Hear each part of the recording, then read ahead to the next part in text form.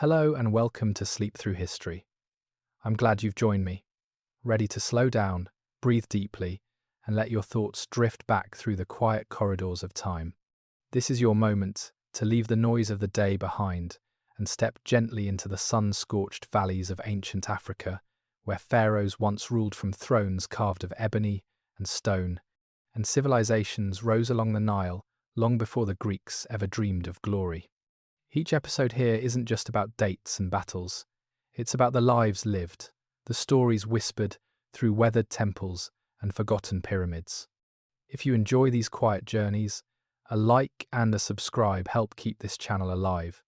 But for now, you don't need to do anything but listen. There is a place in the desert where more pyramids stand than in all of Egypt, yet most people have never heard its name. These pyramids are smaller, steeper, and older than many of their northern cousins, rising from the sands of what is now Sudan, like silent sentinels guarding a secret the world forgot. They mark the tombs of kings and queens, who once wore the double crown of Upper and Lower Egypt, who commanded armies, rebuilt temples, and ruled over one of the most powerful empires of the ancient world. But their names were erased, not by time alone, but by the weight of history written by others, by empires that came after and chose which stories to remember and which to bury beneath the sand.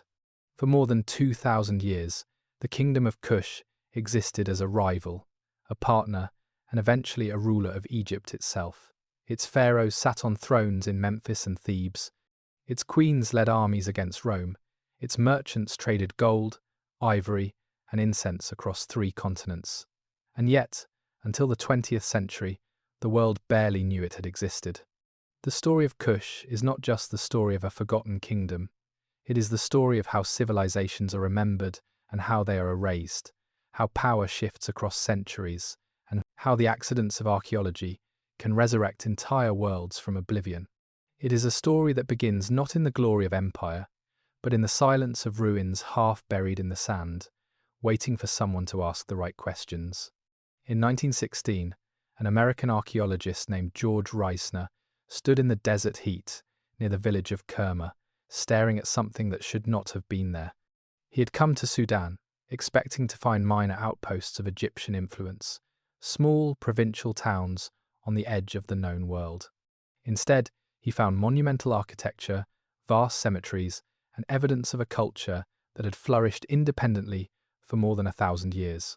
What he unearthed would challenge everything scholars thought they knew about ancient Africa. The objects were exquisite: pottery with delicate geometric patterns, bronze mirrors polished to a gleam, jewellery of gold and carnelian that rivaled anything found in the tombs of Egyptian nobles. And beneath it all, the bones of kings buried with sacrifices, servants, and treasures that spoke of wealth, ritual, and a belief in an afterlife as elaborate as any pharaoh's. But Reisner, a man of his time, could not accept what the evidence suggested. He could not believe that black Africans had built this civilization, that they had ruled Egypt, or that they had created art and architecture of such sophistication without Egyptian guidance. So he invented a theory. He proposed that a light-skinned race, perhaps from the north, had migrated south and founded Kush, bringing civilization to the darker peoples of Nubia. It was a comfortable narrative, one that fit the prejudices of his era. Decades of later scholarship, inscriptions decoded, royal genealogies traced, and DNA analysis conducted on mummified remains have proven beyond doubt that the Kingdom of Kush was an African civilization, built by Nubians, ruled by Nubian kings, and powerful enough to conquer and govern Egypt for nearly a century. The pharaohs of the 25th dynasty were not foreign invaders. They were legitimate rulers, worshippers of Ammon, restorers of tradition, and some of the most capable leaders Egypt ever had. Their story was written in stone, carved into the cliffs of Jebel Barkal and the temple walls of Karnak. But for centuries, no one read it. The Greeks knew of them.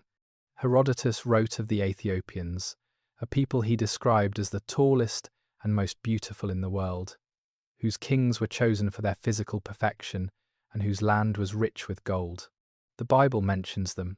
The prophet Isaiah speaks of Kush, a mighty nation beyond the rivers of Ethiopia, and the Book of Kings records that a Kushite pharaoh, Taharka, marched to defend Jerusalem against the Assyrian Empire. Yet in the modern imagination, ancient Africa remained a blank space, a land without history, without monuments, without voices, until the sand gave up its dead. What archaeologists found in the deserts of Sudan was not a footnote to Egyptian history. It was a parallel story, a civilization that had its own gods, its own scripts, its own architectural traditions, and its own vision of immortality. The pyramids at Meroë, steeper and more numerous than those at Giza, were not imitations. They were expressions of a culture that honoured its dead with monuments that reached toward the sky, just as the Egyptians did, but in a style uniquely their own. The Kingdom of Kush did not need Egypt to be great. It was great on its own terms, for its own reasons, and for more than a millennium, it stood as one of the great powers of the ancient world. And then, slowly, it faded. Not in a single catastrophic collapse, but in the way all empires fade, through shifting trade routes, environmental change, and the rise of new powers. By the 4th century of the Common Era, Kush had vanished, its cities abandoned, its language forgotten, its kings reduced to legends whispered in the wind. But the pyramids remained, and in their shadows, the story waits, ready to be told. The Nile flows north, always north, from the heart of Africa to the Mediterranean Sea, carving a ribbon of green through landscapes that would otherwise be barren, lifeless, hostile to human ambition. But south of Egypt, beyond the first cataract where the river tumbles over granite rapids and the desert presses close, the Nile takes on a different character. Here, in the land the ancients called Kush and the Greeks called Ethiopia, the river runs through a world of contrasts. Fertile valleys give way to arid plateaus, sandstone cliffs rise like fortresses. Acacia trees dot the landscape, their thorny branches casting thin shadows over red earth baked hard by the sun. This is Nubia, the land of gold. The name itself comes from the ancient Egyptian word for gold, nub, and for good reason. The hills and wadis of Nubia held some of the richest gold deposits in the ancient world, veins of precious metal that glittered in the sunlight and drew the attention of pharaohs, merchants, and conquerors for thousands of years. But Nubia was more than a source of wealth. It was a crossroads, a bridge between the Mediterranean world and the interior of Africa, a place where goods, ideas, and people flowed in all directions. In the 8th century before the Common Era, the region was divided into kingdoms, each centered on a city, each ruled by a king who claimed descent from gods and ancestors, stretching back beyond memory. The greatest of these cities was Napata, nestled beneath the shadow of Jebel Barkal, a flat-topped mountain that rose abruptly from the desert floor like a throne for the gods themselves. The people of Napata believed that the mountain was sacred, that it was the birthplace of Amun, the king of the gods, and that the cliffs concealed a hidden temple where the divine resided. Priests climbed the steep paths to consult oracles. Kings came to be crowned in rituals older than Egypt itself. The city was not large by the standards of Memphis or Thebes, but it was prosperous. Merchants from the south brought ivory, ebony, ostrich feathers, and leopard skins. Caravans from the north carried linen, wine, and grain. Goldsmiths worked in workshops near the river, shaping the precious metal into jewelry, ceremonial objects, and offerings for the temples. Women drew water from the Nile in clay jars balanced on their heads. Children played in the shade of date palms. Farmers tended fields of millet and barley, irrigated by channels dug into the riverbanks. Life moved slowly, measured by the rhythms of the flood season, the harvest, and the festivals that marked the turning of the year. But this was not a primitive society. The people of Kush had been building temples, writing inscriptions, and governing themselves for more than 1,000 years by the time the 8th century arrived. They had traded with Egypt since the time of the Old Kingdom, sending gold and incense north in exchange for grain and luxury goods. They had fought wars with Egypt too, resisting conquest, asserting their independence, and occasionally turning the tables to raid Egyptian territory themselves. They were not subjects, they were neighbours, rivals, and sometimes allies, and they worshipped the same gods. This is one of the most remarkable aspects of Kushite culture. Despite their political independence, despite the periods of conflict and competition, the people of Kush adopted many of the religious practices of their northern neighbours. They built temples to Amun, the great god of Thebes. They honoured Isis and Osiris. They believed in an afterlife that required mummification, grave goods, and elaborate rituals to ensure safe passage to the world beyond. But they did not simply copy Egypt. They transformed these beliefs, blending them with their own traditions, their own gods, their own understanding of the cosmos. The result was a culture that was neither purely Egyptian nor purely African, but something unique, something that belonged entirely to the land between the cataracts. In their art, Egyptian motifs appeared alongside distinctly Nubian styles. In their temples, hieroglyphic inscriptions shared space with images of local deities. In their burials, Egyptian canopic jars rested beside Nubian pottery. They were creating something new from something old, the way all great cultures do. And in the 8th century, they were about to change the course of history. Egypt, at this time, was not the unified empire it had once been. The glory days of the New Kingdom were long past. The age of Ramesses, of monumental temples and vast armies, had faded into memory. Now, Egypt was fractured, divided among rival dynasties, local warlords, and Libyan chiefs who had settled in the delta and claimed the titles of pharaohs without the power to enforce their rule. The great temples were neglected. The old rituals were performed half-heartedly, if at all. The priesthood had grown corrupt. The people suffered under heavy taxes and weak leadership. Egypt was dying, slowly, from within. And far to the south, in the shadow of Jebel Barkal, a Kushite king named Kashta looked north and saw opportunity. He saw a land that had once been great, a land that shared his gods, his language, and his vision of cosmic order. He saw a land in need of strong leadership, of someone who could restore the old ways, rebuild the temples, and reunite the fractured kingdom under a single crown. He saw a destiny. Kashta was not a conqueror in the traditional sense. He did not march north with a vast army to burn cities and enslave populations. Instead, he moved carefully, diplomatically, forging alliances with local leaders, gaining the support of the priesthood of Amun at Thebes, and positioning himself not as a foreign invader, but as a restorer of tradition. When he finally entered Upper Egypt, he did so not as an enemy, but as a legitimate pharaoh, crowned, in the ancient manner, accepted by the gods. It was a quiet revolution, and it would set the stage for one of the most remarkable dynasties in Egyptian history, a dynasty of black African pharaohs who would rule from Nubia to the Mediterranean, who would face down the greatest empire of the age, and who would be forgotten by history for more than 2,000 years. But before their story can be told, we must understand the land that made them, the desert kingdom where the Nile runs swift and the pyramids rise like prayers toward an endless sky. The 20th century arrived in Sudan with the sound of shovels biting into sand and the quiet, methodical work of men who believed they were uncovering the margins of history. They were wrong. George Reisner was a careful man, trained in the new scientific methods of archaeology that were beginning to replace the treasure-hunting expeditions of the previous century. He measured everything, recorded everything, photographed everything.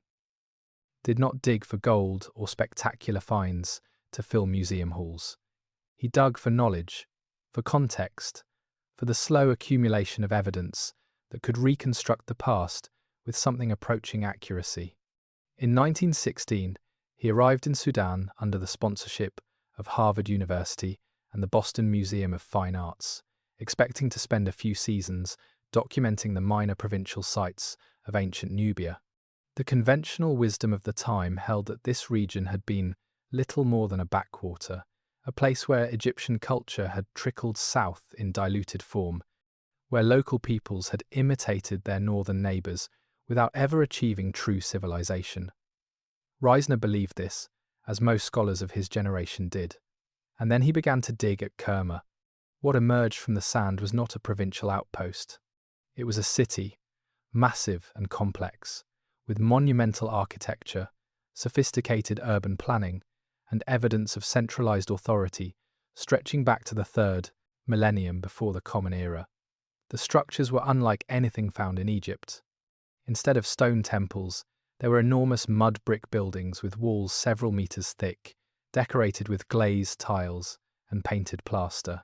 The locals called the largest of these structures the defufa, a word that simply meant building in their language, but that gave no hint of the structure's true scale or significance. It rose from the desert floor like a stepped pyramid, its walls sloping inward, its mass imposing even in ruin. Reisner estimated it had once stood more than 18 meters high, dominating the landscape, visible for kilometers in every direction. It was not a tomb. It was a temple, a place of worship and ritual, built by a people who commanded resources, labor, and architectural knowledge far beyond what anyone had expected. But it was the tombs that truly astonished him. South of the city, Reisner uncovered a vast cemetery, hundreds of graves arranged in neat rows, some modest, others monumental. The largest tombs were circular mounds, up to 90 meters in diameter, surrounded by walls of white stone that gleamed in the desert sun. Beneath the mounds lay burial chambers lined with mud brick, filled with treasures that spoke of wealth and power: gold jewelry, bronze weapons, faience amulets, ivory inlays, ceramic vessels of exquisite craftsmanship, and human remains, not just the remains of the tomb's primary occupant, but the remains of retainers, servants, and animals, sacrificed to accompany the deceased into the afterlife. In some tombs, hundreds of individuals had been buried together, their bodies arranged in rows, evidence of a funerary practice both elaborate and disturbing. This was not Egyptian. The Egyptians had abandoned human sacrifice by the time of the Old Kingdom, replacing it with symbolic representations, shabti figures, and tomb paintings. This was something older, something rooted in traditions that predated the pharaohs. Reisner stood in the excavation pits, surrounded by evidence that contradicted everything he thought he knew, and struggled to make sense of it. The material culture was clearly influenced by Egypt. The pottery showed Egyptian forms. The amulets bore Egyptian symbols. The tombs contained Egyptian imports, luxury goods traded up the Nile from the workshops of Memphis and Thebes. But the architecture, the burial customs, the sheer scale of the site, all pointed to an independent culture, one that had not simply borrowed from Egypt, but had developed its own identity, its own traditions, its own vision of power and permanence. He could not accept it. So he invented a theory, one that would haunt the study of Nubian archaeology for decades. He proposed that Kerma had been founded by a light-skinned race from the north, perhaps related to the early Egyptians, who had migrated south and established a kingdom among the darker-skinned populations of Nubia.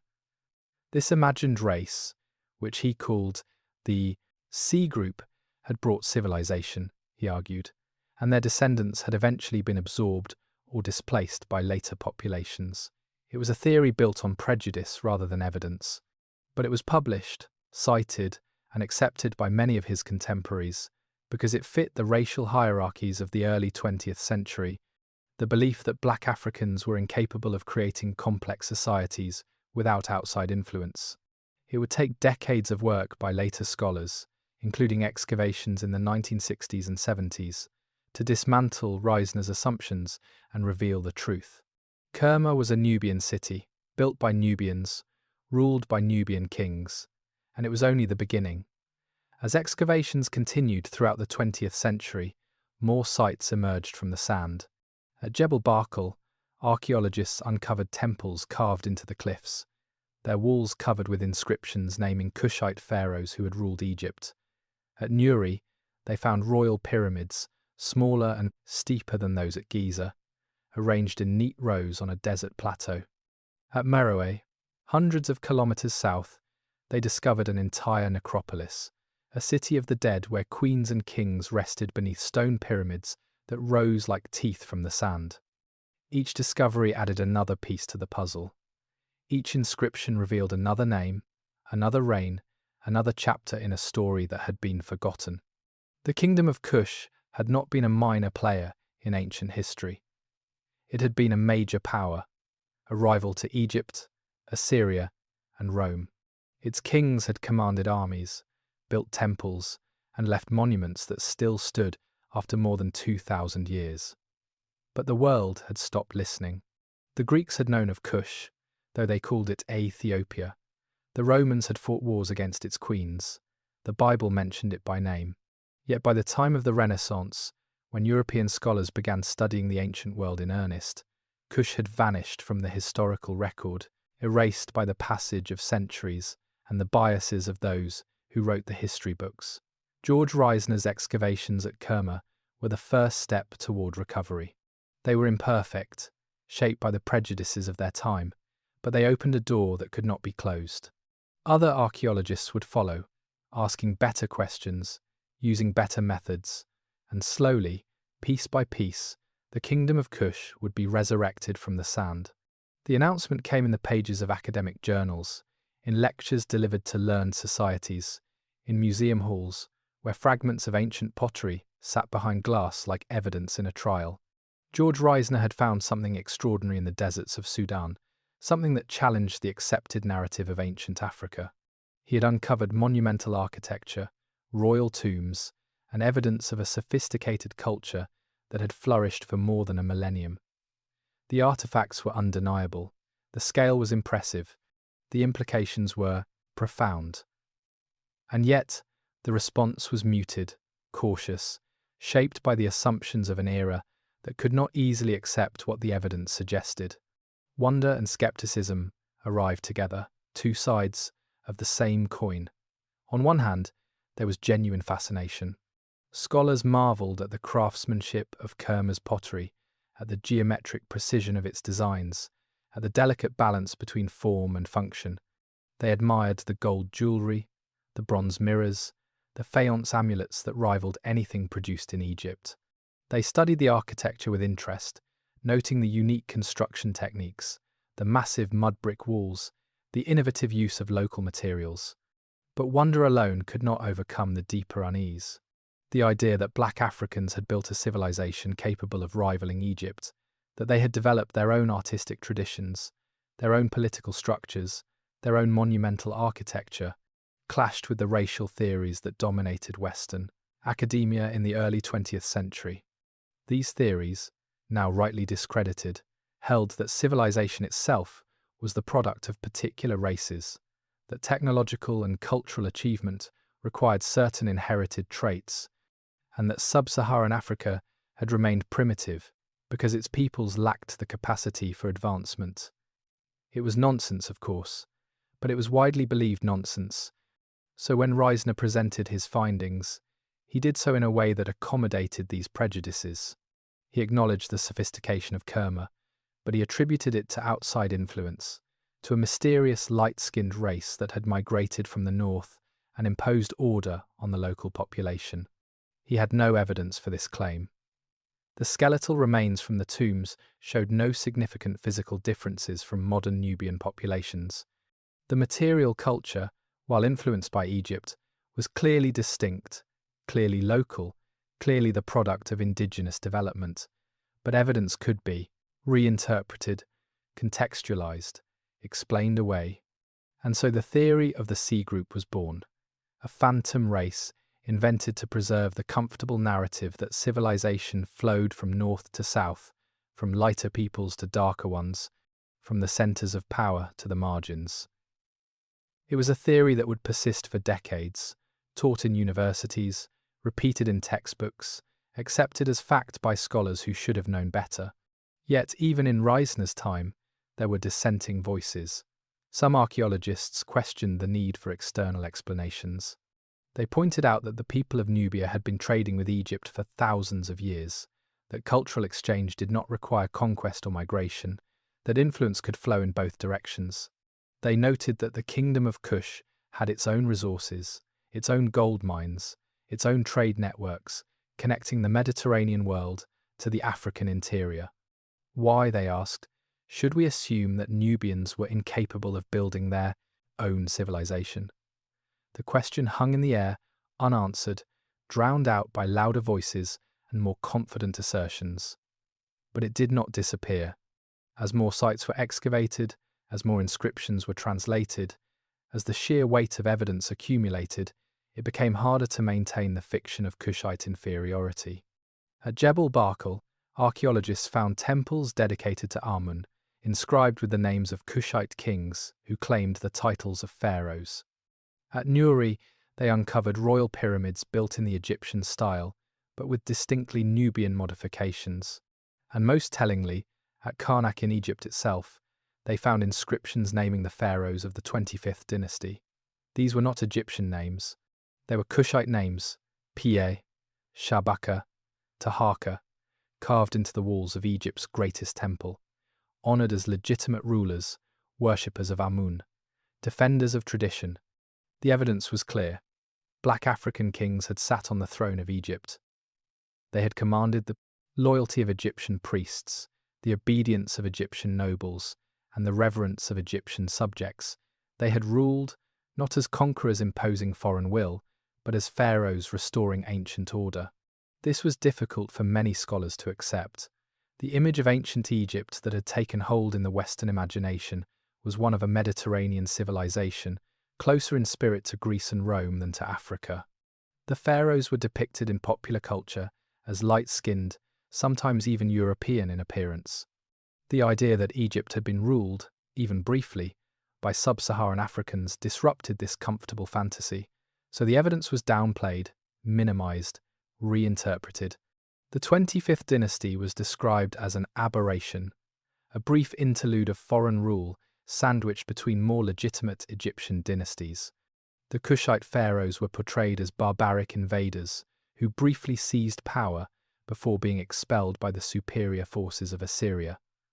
Their accomplishments were attributed to Egyptian advisors, Egyptian craftsmen, Egyptian priests who had guided the rough hands of Nubian kings. It was a narrative designed to preserve hierarchy, to maintain the myth of European proximity to greatness. But the stones told a different story. The temples built by Taharqa still stood, their columns inscribed with prayers to Amun, their walls decorated with scenes of royal piety and divine favour. The pyramids at Meroë still rose from the desert, marking the tombs of kings who had ruled two lands, who had been buried with the honours due to pharaohs. The inscriptions at Jebel Barkal still proclaimed the divine right of Kushite kings to wear the double crown. The evidence was there, waiting for a generation of scholars willing to see it without prejudice. That generation would come, slowly, beginning in the 1960s and 70s, as African independence movements challenged colonial narratives, as new archaeological techniques allowed for more precise analysis, and as scholars from Africa itself began to reclaim their own history. They would re-examine Reisner's findings, dismantle his theories, and reveal the Kingdom of Kush not as a pale imitation of Egypt, but as a civilization in its own right. But in the early 20th century, in the years following Reisner's discoveries, the world was not ready. Wonder and skepticism remained locked in uneasy balance, and the true story of Africa's forgotten pharaohs remained buried beneath layers of assumption, waiting for the moment when the sand would finally give up its secrets. The ancient Greeks told stories about a land they called Ethiopia, a word that meant land of the burnt faces, a place where the sun scorched the earth and the people were darker than any the Mediterranean world had known. Herodotus, writing in the 5th century before the Common Era, described the Ethiopians as the tallest and most beautiful people in the world. He claimed they lived longer than any other nation, some reaching the age of 120 years, sustained by a fountain of youth that bubbled from the earth. He wrote of their kings, chosen not by birth alone but by physical perfection, measured against one another in contests of strength and beauty. He spoke of their wealth, of gold so abundant that they bound their prisoners in chains of gold, of a table of the sun where roasted meats appeared each night, as if by magic, free for any citizen to take. It sounded like myth, like the kind of fantastic tale that filled the margins of ancient maps, warnings, and wonders at the edges of the known world. But Herodotus also wrote something else. something that modern scholars initially dismissed as exaggeration but that archaeology would later confirm. He wrote that the Ethiopians had once invaded Egypt, that they had ruled there, and that their kings had left monuments and inscriptions throughout the land. For centuries, this claim was treated as legend. Egypt, after all, was the crown jewel of ancient civilization, the land of the pyramids, the great temples, the mighty pharaohs whose names echoed through history. The idea that it had been conquered and ruled by black Africans from the south seemed implausible, a confusion of myth and memory, a story garbled in the retelling. But Herodotus had not invented it. He had heard it from Egyptian priests, men who preserved the sacred records, who knew the names of every pharaoh, who recited king lists stretching back thousands of years. They told him of the Ethiopian dynasty, of kings who came from the south, who wore the double crown, who built and rebuilt temples in the name of the gods. The Greeks believed them, more or less, though they embroidered the story with their own fantasies. The Bible, too, spoke of Kush, though Western translators often rendered the name as Ethiopia, causing confusion that would persist for centuries. The prophet Isaiah warned the people of Judah not to trust in the power of Egypt and Kush, describing envoys who travelled the Nile in papyrus boats, swift messengers from a nation tall and smooth-skinned. The Book of Kings recorded that Taharka, king of Kush, marched north to defend Jerusalem against the Assyrian army of Sennacherib. These were not legends. They were historical events, recorded by multiple sources, confirmed by archaeological evidence. Yet for 2,000 years, they were forgotten, dismissed, or misunderstood. The contradiction was this. The ancient world knew of Kush. The Greeks wrote about it. The Hebrews recorded its deeds. The Egyptians carved its kings' names into temple walls. But the modern world, the Europe of the Enlightenment and the colonial era, the scholars who catalogued the ancient past and built the museums that displayed its treasures, chose not to see it. They read Herodotus and assumed he was describing primitive tribes, noble savages, untouched by civilization. They read the Bible and imagined a vague, distant land of no importance. They studied Egyptian history and skipped over the 25th dynasty as an embarrassing interruption, a brief period of foreign rule best forgotten in favour of the glorious dynasties that came before and after. The pyramids of Nubia, when they were noticed at all, were dismissed as crude imitations of Egyptian originals, built by a people who lacked the skill or vision to create something of their own. But archaeology does not lie. When George Reisner and his successors began excavating the sites of ancient Kush, they found evidence that could not be ignored, could not be reinterpreted away, could not be made to fit the comfortable narratives of African inferiority. They found temples as grand as any in Egypt, inscriptions as detailed, art as sophisticated. They found royal tombs filled with treasures that spoke of wealth, power, and a deep engagement with the religious and political currents of the ancient world. And they found the names of pharaohs, carved in stone, proclaimed in hieroglyphs, honoured in rituals that had been performed for centuries. Pa, who united Egypt under Kushite rule. Shabaka, who rebuilt the temples and restored the old traditions. Taharka, who faced down the Assyrian Empire and left monuments from Nubia to the Delta. These were not legends. They were men, rulers who had lived, governed, and died, whose deeds were recorded not just in Greek histories or biblical texts, but in the official records of Egypt itself. The contradiction could no longer be sustained. Either the ancient sources were right, and Kush had been a major power, a civilization worthy of respect and study, or the entire edifice of ancient history needed to be rebuilt from the ground up. There was no middle ground, no way to acknowledge the evidence without also acknowledging the implications. Black Africans had ruled Egypt. They had worn the crown of the pharaohs. They had commanded armies, built monuments, and shaped the course of history. This was not a comfortable truth for scholars raised in a world that ranked races, that taught that civilization flowed only from Europe and the Mediterranean, that viewed sub-Saharan Africa as a place without history, without achievement, without contribution to the human story. But it was the truth, nonetheless. And slowly, reluctantly, the academic world began to change. New generations of scholars, less burdened by the prejudices of their predecessors, began to re-examine the evidence with fresh eyes. They learned to read Meroitic, the indigenous script of later Kush. They excavated new sites, uncovering temples, palaces, and workshops that revealed the depth and complexity of Kushite culture. They stopped asking whether Kush had been capable of greatness and started asking how that greatness had been achieved. The legends had been true all along. Herodotus had not exaggerated. The Bible had not confused its facts. The Kingdom of Kush had been exactly what the ancient sources claimed: a powerful, wealthy, sophisticated civilization that had rivaled Egypt, ruled Egypt, and left a legacy that stretched across centuries. The only question was why the modern world had taken so long to listen. The evidence was undeniable, but its interpretation remained contested, fought over in academic journals, conference halls, and museum back rooms, where scholars gathered to argue over fragments of pottery and faded inscriptions. The central question was deceptively simple. What was the relationship between Kush and Egypt?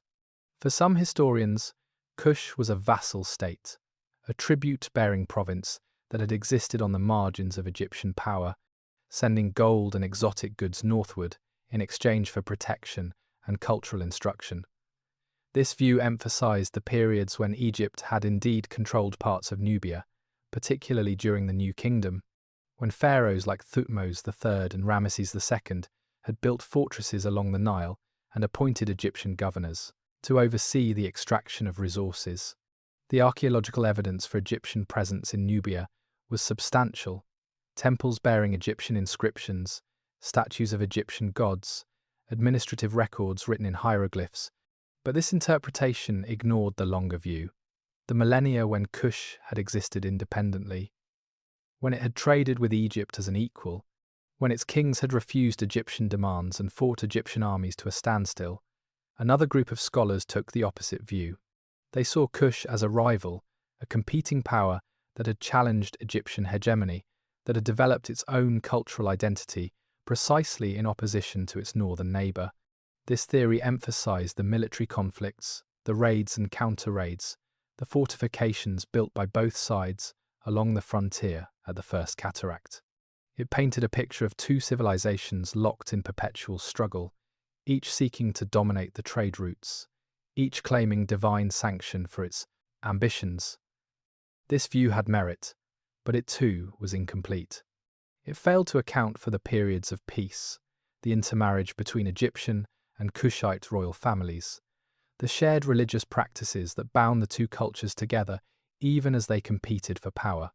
It could not explain why Kushite kings, when they finally conquered Egypt, did so not as destroyers but as restorers, rebuilding temples, reviving ancient rituals, and presenting themselves as the true heirs of pharaonic tradition. A third interpretation emerged, more nuanced and more difficult to summarize in a single phrase. This view held that Kush was neither vassal nor rival, but something more complex, a successor state that had absorbed Egyptian culture, transformed it, and eventually claimed the right to rule Egypt itself, based on religious and cultural legitimacy rather than military conquest alone.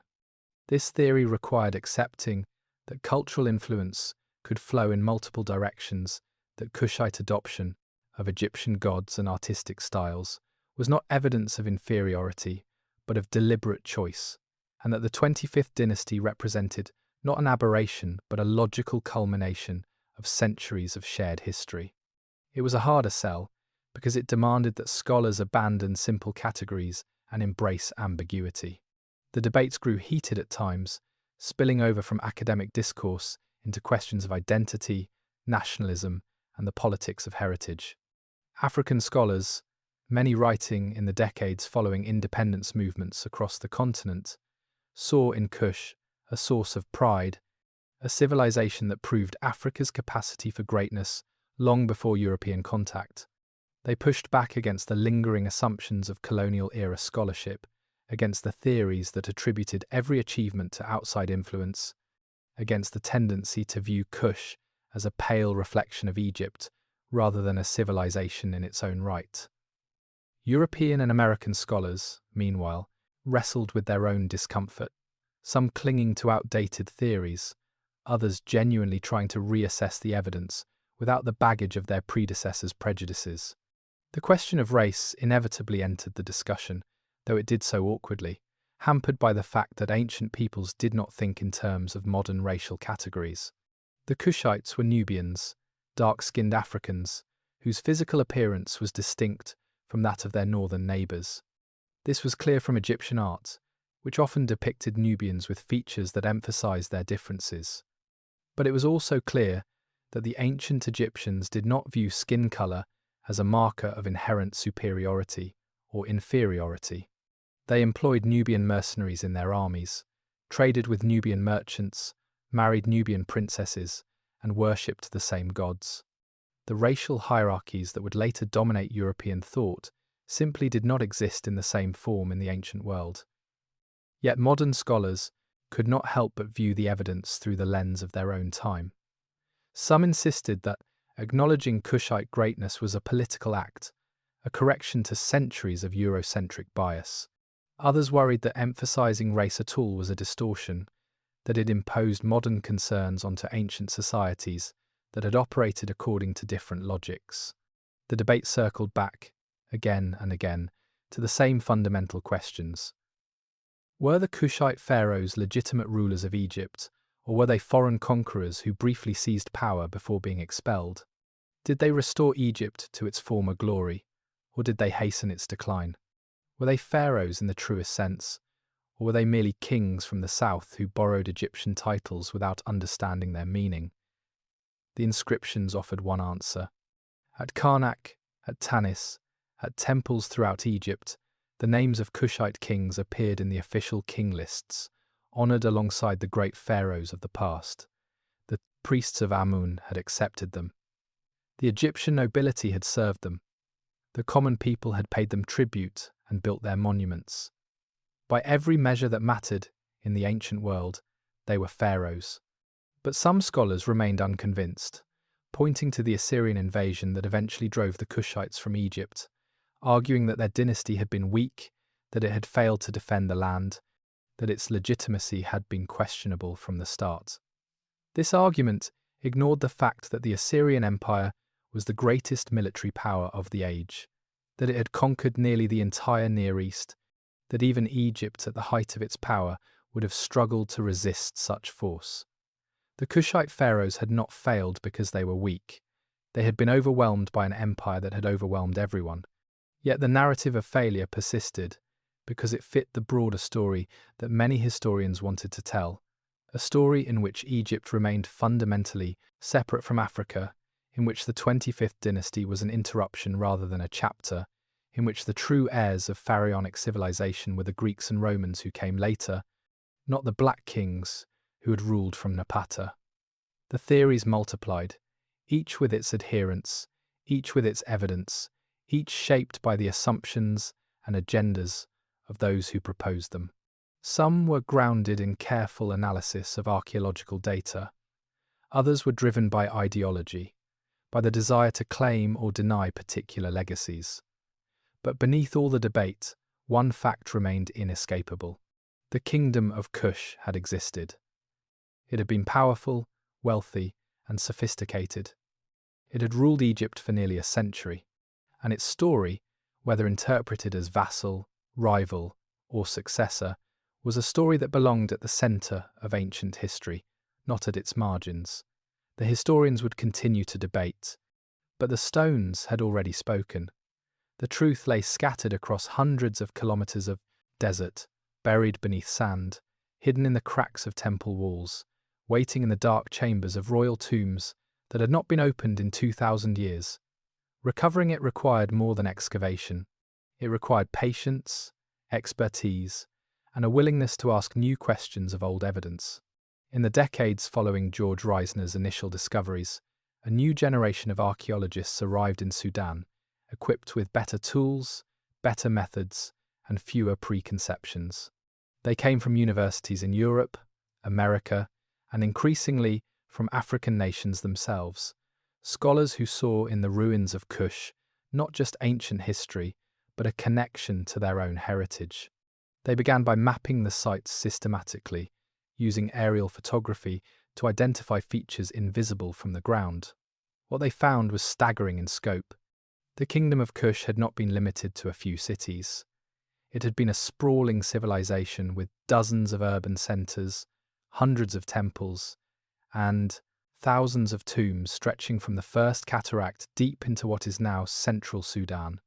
The ruins at Kerma were just the beginning. There was Napata, the religious capital, nestled beneath the sacred mountain of Jebel Barkal. There was Meroë, the later capital, where pyramids rose in neat rows, and the remains of iron smelters testified to technological sophistication. There were fortresses, way stations, and trading posts along the Nile and into the desert beyond. Each site told part of the story, but none told it completely. The inscriptions were the key, carved into temple walls, etched onto stone stelae, painted onto tomb chambers. These texts preserved the voices of ancient Kushite kings speaking directly across the millennia. But reading them was not simple. The earlier inscriptions were written in Egyptian hieroglyphs, a script that had been deciphered in the early 19th century thanks to the Rosetta Stone. Scholars could read what the Kushite pharaohs had written about themselves, their conquests, their building projects, their devotion to the gods. But the later inscriptions, those from the Meroitic period after Kush had lost control of Egypt, were written in a different script entirely. This was Meroitic, an indigenous writing system that had been developed sometime around the 2nd century before the Common Era. It used symbols that resembled Egyptian hieroglyphs but represented different sounds, different words, a different language altogether. For decades, Meroitic remained unreadable, a tantalizing mystery that locked away the voices of Kush's later kings and queens. Then, slowly, progress came. Linguists identified the phonetic values of the symbols by analyzing royal names that appeared in both Egyptian and Meroitic texts. They compared inscriptions, looking for patterns, repetitions, grammatical structures. They studied the funerary formulas, the prayers and dedications that followed predictable patterns. By the late 20th century, they could sound out the words, could identify names and titles, could extract basic meaning from the texts, but full translation remained elusive. Meroitic was not related to any known language. Its grammar was unique, its vocabulary lost. Even today, scholars can read the script without fully understanding the language, a frustrating paradox that leaves many inscriptions only partially comprehended. Still, what could be understood was illuminating. The texts spoke of kings and queens, of military campaigns and diplomatic marriages, of offerings made to gods whose names blended Egyptian and indigenous traditions. They revealed a society that had continued to evolve long after losing Egypt, that had developed its own identity while maintaining continuity with the past. Excavation provided the physical context for these texts. At Jebel Barkal, archaeologists uncovered a massive temple complex dedicated to Amun, built and rebuilt over centuries by successive Kushite rulers. The innermost sanctuary had been carved into the mountain itself, a sacred space where priests communed with the god they believed dwelled within the stone. The temple's walls were covered with inscriptions naming pharaohs, celebrating victories, recording donations of gold and cattle. One inscription, carved by King Meroë in the 8th century before the Common Era, described in detail his conquest of Egypt. A military campaign presented not as a war of aggression, but as a sacred mission to restore proper worship and reunify a fractured land. The text was remarkable for its length, its detail, and its tone. Meroë did not boast of slaughter and destruction. Instead, he emphasized his mercy toward defeated enemies, his respect for Egyptian traditions, his horror at finding the great temples neglected and the sacred animals mistreated. He portrayed himself as a righteous king, chosen by the gods to set things right. It was propaganda, certainly, but it was also a window into how the Kushites saw themselves.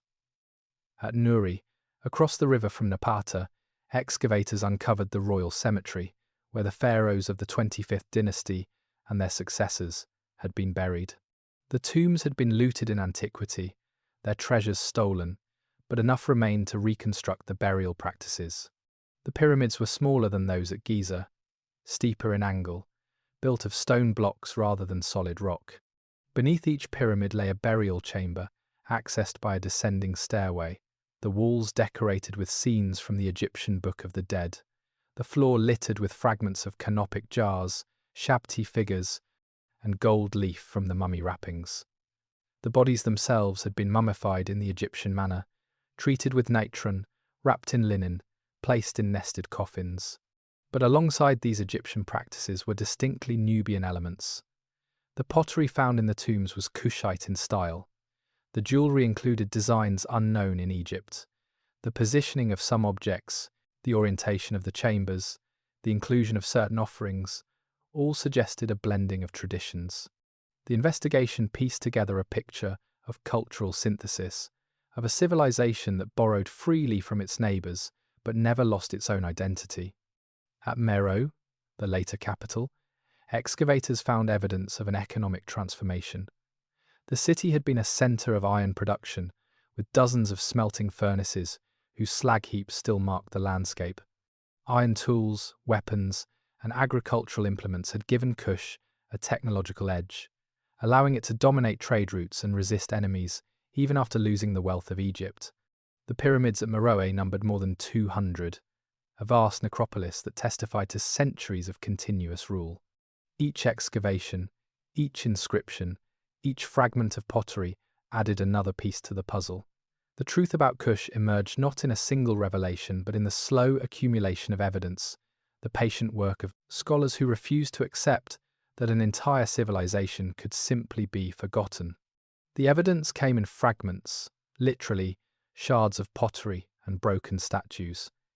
Inscriptions worn smooth by wind and time, walls reduced to foundations, treasures scattered by grave robbers who had come and gone centuries before the first modern archaeologist ever set foot in Sudan. But fragments, properly studied, can reconstruct entire worlds. At Kerma, the oldest of the Kushite cities, the evidence spoke of a civilization that had flourished for more than 1,000 years before the rise of the 25th dynasty. The pottery was distinctive, finely made with a polished black rim that contrasted sharply with the red body of the vessel. Modern ceramicists who studied these pieces marvelled at the craftsmanship, at the thinness of the walls, at the perfect symmetry achieved without the use of a potter's wheel. This was not primitive ware, it was art, functional and beautiful, created by specialists who had perfected their craft over generations. The tombs yielded more evidence, objects that told stories of trade and wealth. There were Egyptian scarabs, small amulets bearing the names of pharaohs, proof of contact and commerce. There were bronze daggers with ivory handles, their blades still sharp after 3,000 years. There were beads of carnelian, lapis lazuli, and turquoise, materials that had been imported from distant lands, Afghanistan, Sinai, the shores of the Red Sea. The wealth of Kerma had been built on gold, on the rich deposits that lay in the hills and wadis of Nubia. But the evidence showed that Kush had been more than a source of raw materials. It had been a manufacturing centre, a place where skilled craftsmen transformed gold into jewellery, where bronze workers cast tools and weapons, where ivory carvers created objects of extraordinary delicacy. At Jebel Barkal, the evidence took a different form. Monumental architecture that testified to religious devotion and political power. The great temple of Amun had been built and rebuilt over centuries, each Kushite king adding his own contributions, expanding the halls, erecting new columns, carving his name and deeds into the walls. The inscriptions here were the most important evidence of all, the written record that confirmed what the material culture suggested.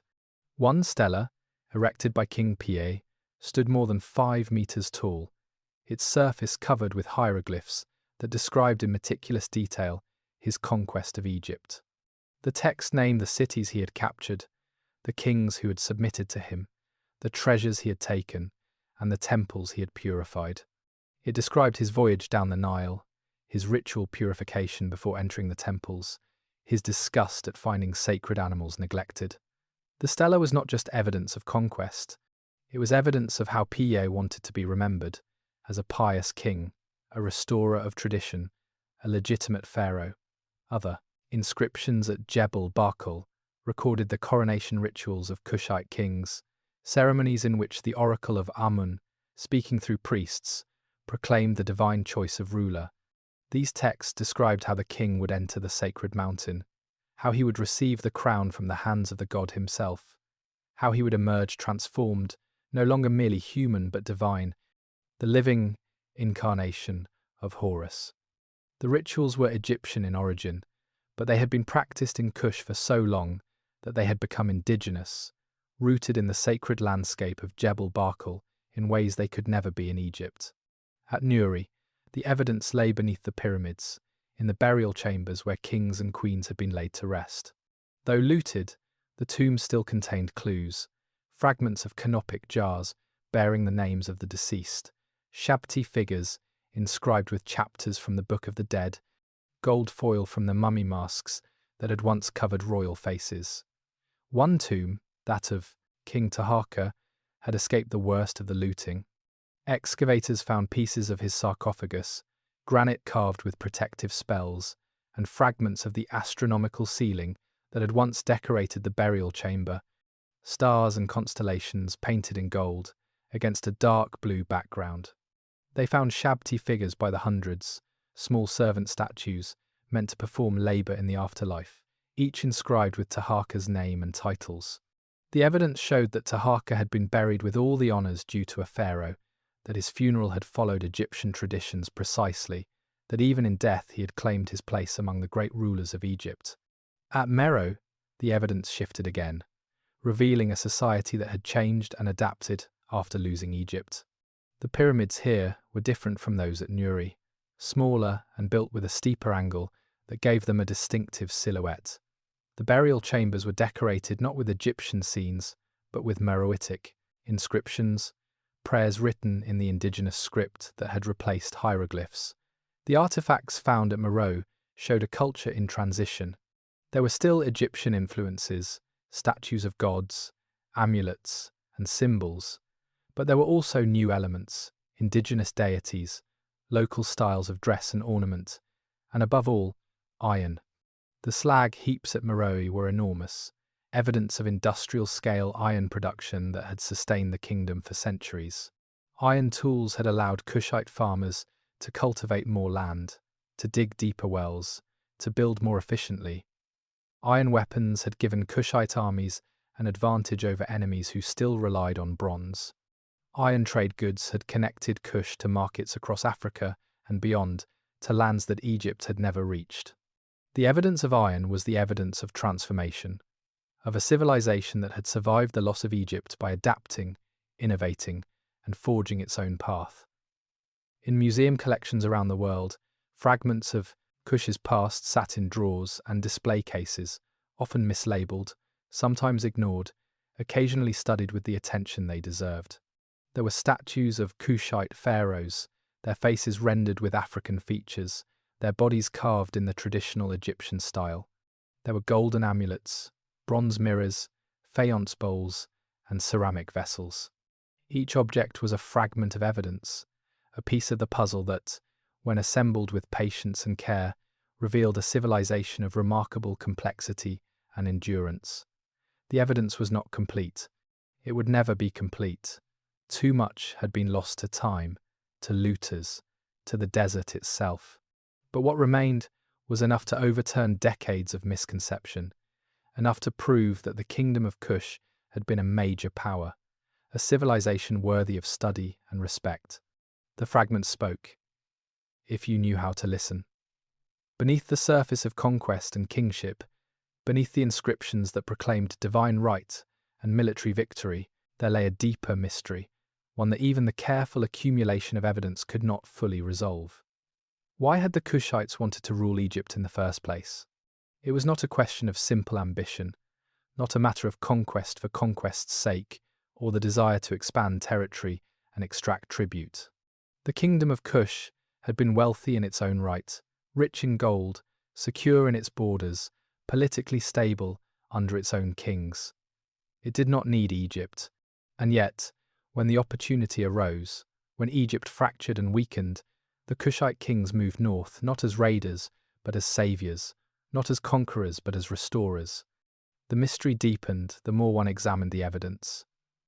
King Piè's great inscription at Jebel Barkal described his invasion of Egypt in terms that were remarkable for their tone of moral outrage.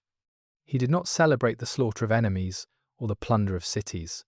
Instead, he expressed horror at what he found: temples neglected, rituals abandoned, sacred animals mistreated. He described how he had performed ritual purifications before entering the temples, how he had refused to meet with certain Egyptian kings because they ate fish, a practice forbidden to those who would enter the sacred precincts. He portrayed himself not as an invader, but as a reformer, a king called by the gods to restore proper order. This was not the language of a foreign conqueror. It was the language of a legitimate ruler, one who believed deeply in the religious traditions of Egypt, who saw himself as the rightful heir to pharaonic authority. But why? What gave the Kushite kings this sense of legitimacy, this conviction that they had not just the right but the duty to rule Egypt? The answer lay in religion, in the shared worship of Amun, the great god of Thebes, who had also become the supreme deity of Kush. For centuries, the priesthood of Amun at Thebes had maintained close ties with the priesthood at Napata. Kushite kings had made pilgrimages to Egyptian temples, had donated gold and tribute, had sought the blessing of Egyptian priests, and the Egyptian priests, in turn, had recognized the Kushite kings as pious worshippers, as defenders of the faith. When Egypt fell into chaos in the 8th century, when rival warlords carved up the land and the great temples fell into disrepair, it was the priests of Amun who looked south for salvation.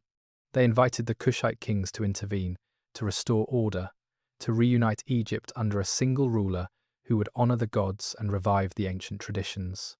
The Kushites did not conquer Egypt. They were invited to save it. This was the deeper mystery, the truth that had been obscured by centuries of later interpretation. The 25th dynasty was not a foreign occupation. It was a restoration, an attempt to revive the glory of the new kingdom, to return Egypt to the religious purity and political unity it had lost. The Kushite pharaohs saw themselves as more Egyptian than the Egyptians, more faithful to the old ways, more committed to the proper worship of the gods. But there was another layer to the mystery, one that went even deeper into questions of identity and cultural continuity. The evidence suggested that Kush had not simply adopted Egyptian religion. It had preserved it, maintained it, even while Egypt itself had changed. During the New Kingdom, when Egypt had controlled Nubia, Egyptian culture had flowed south, carried by administrators, priests, and settlers. Egyptian gods had been introduced, Egyptian temples built, Egyptian customs adopted. But when Egypt withdrew, when the New Kingdom collapsed and Egypt lost control of Nubia, these cultural elements did not disappear. They were preserved by the Kushites, maintained in temples that continued to function, kept alive in rituals that continued to be performed. By the 8th century, when Kush invaded Egypt, the Kushites were practicing a form of Egyptian religion that was in some ways more conservative, more traditional than what was being practiced in Egypt itself. They worshipped the gods as the Egyptians of the New Kingdom had worshipped them. They built temples in the old style. They followed rituals that had been abandoned or modified in the north. In a very real sense, Kush had become the guardian of Egyptian tradition, the keeper of sacred knowledge that Egypt was in danger of losing. This explained the religious fervor of King Piè, his shock at finding temples neglected, his determination to restore proper worship. He was not imposing foreign practices on Egypt. He was restoring Egyptian practices that the Egyptians had let lapse. But the mystery went deeper still, into questions that archaeology and inscriptions could not fully answer. What did the common people think of Kushite rule? How did Egyptian farmers, craftsmen, and merchants respond to having black African pharaohs? Were they resentful, indifferent, or genuinely supportive? The evidence was silent on this point, as it so often was when it came to the lives of ordinary people. The inscriptions were written by and for kings, priests, and nobles. The monuments celebrated royal deeds. The tombs preserved the possessions of the elite. The voices of the common people were lost, their opinions unrecorded, their experiences reduced to inference and speculation. But there were hints, small clues buried in the archaeological record. The fact that the Kushite pharaohs ruled for nearly a century suggested they had achieved some measure of popular acceptance. There were no recorded rebellions, no signs of widespread resistance, no evidence of the kind of unrest that typically accompanied unpopular rule. The temples they built were constructed with Egyptian labour, supervised by Egyptian craftsmen, decorated by Egyptian artists. This required cooperation, organisation, and a degree of voluntary participation that would have been difficult to achieve by force alone. The mystery remained, hovering at the edges of what could be known with certainty, a reminder that history was always incomplete, always filtered through the biases of those who wrote it and the accidents of what survived. But one thing was clear. The Kushite pharaohs had not been foreign invaders, imposing their will on a conquered people.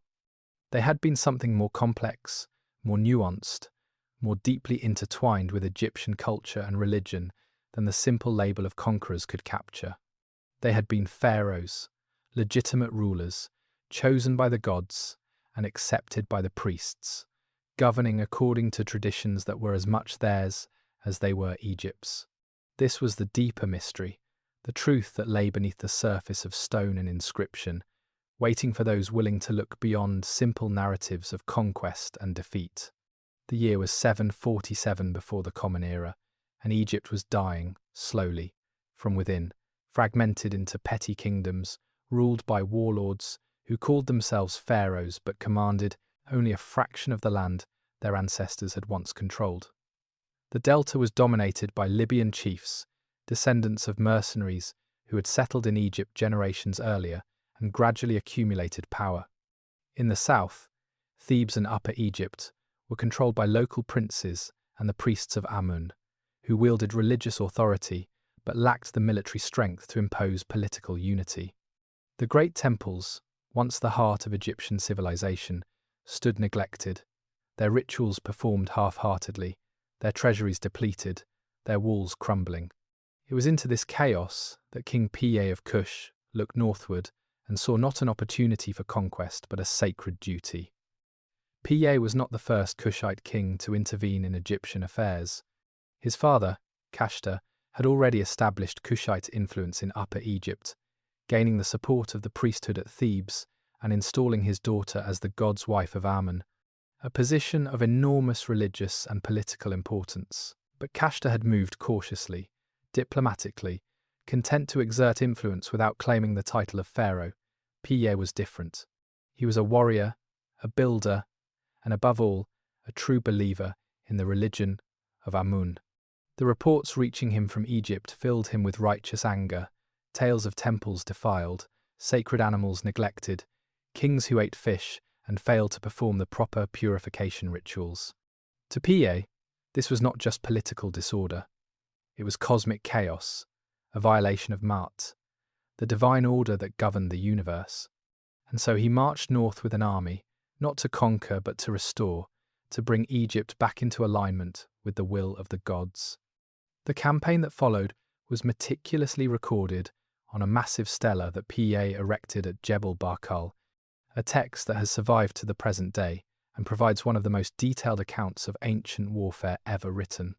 The inscription is remarkable not just for its length, but for its tone, the way it frames the invasion as a religious mission, a holy war waged to purify a defiled land.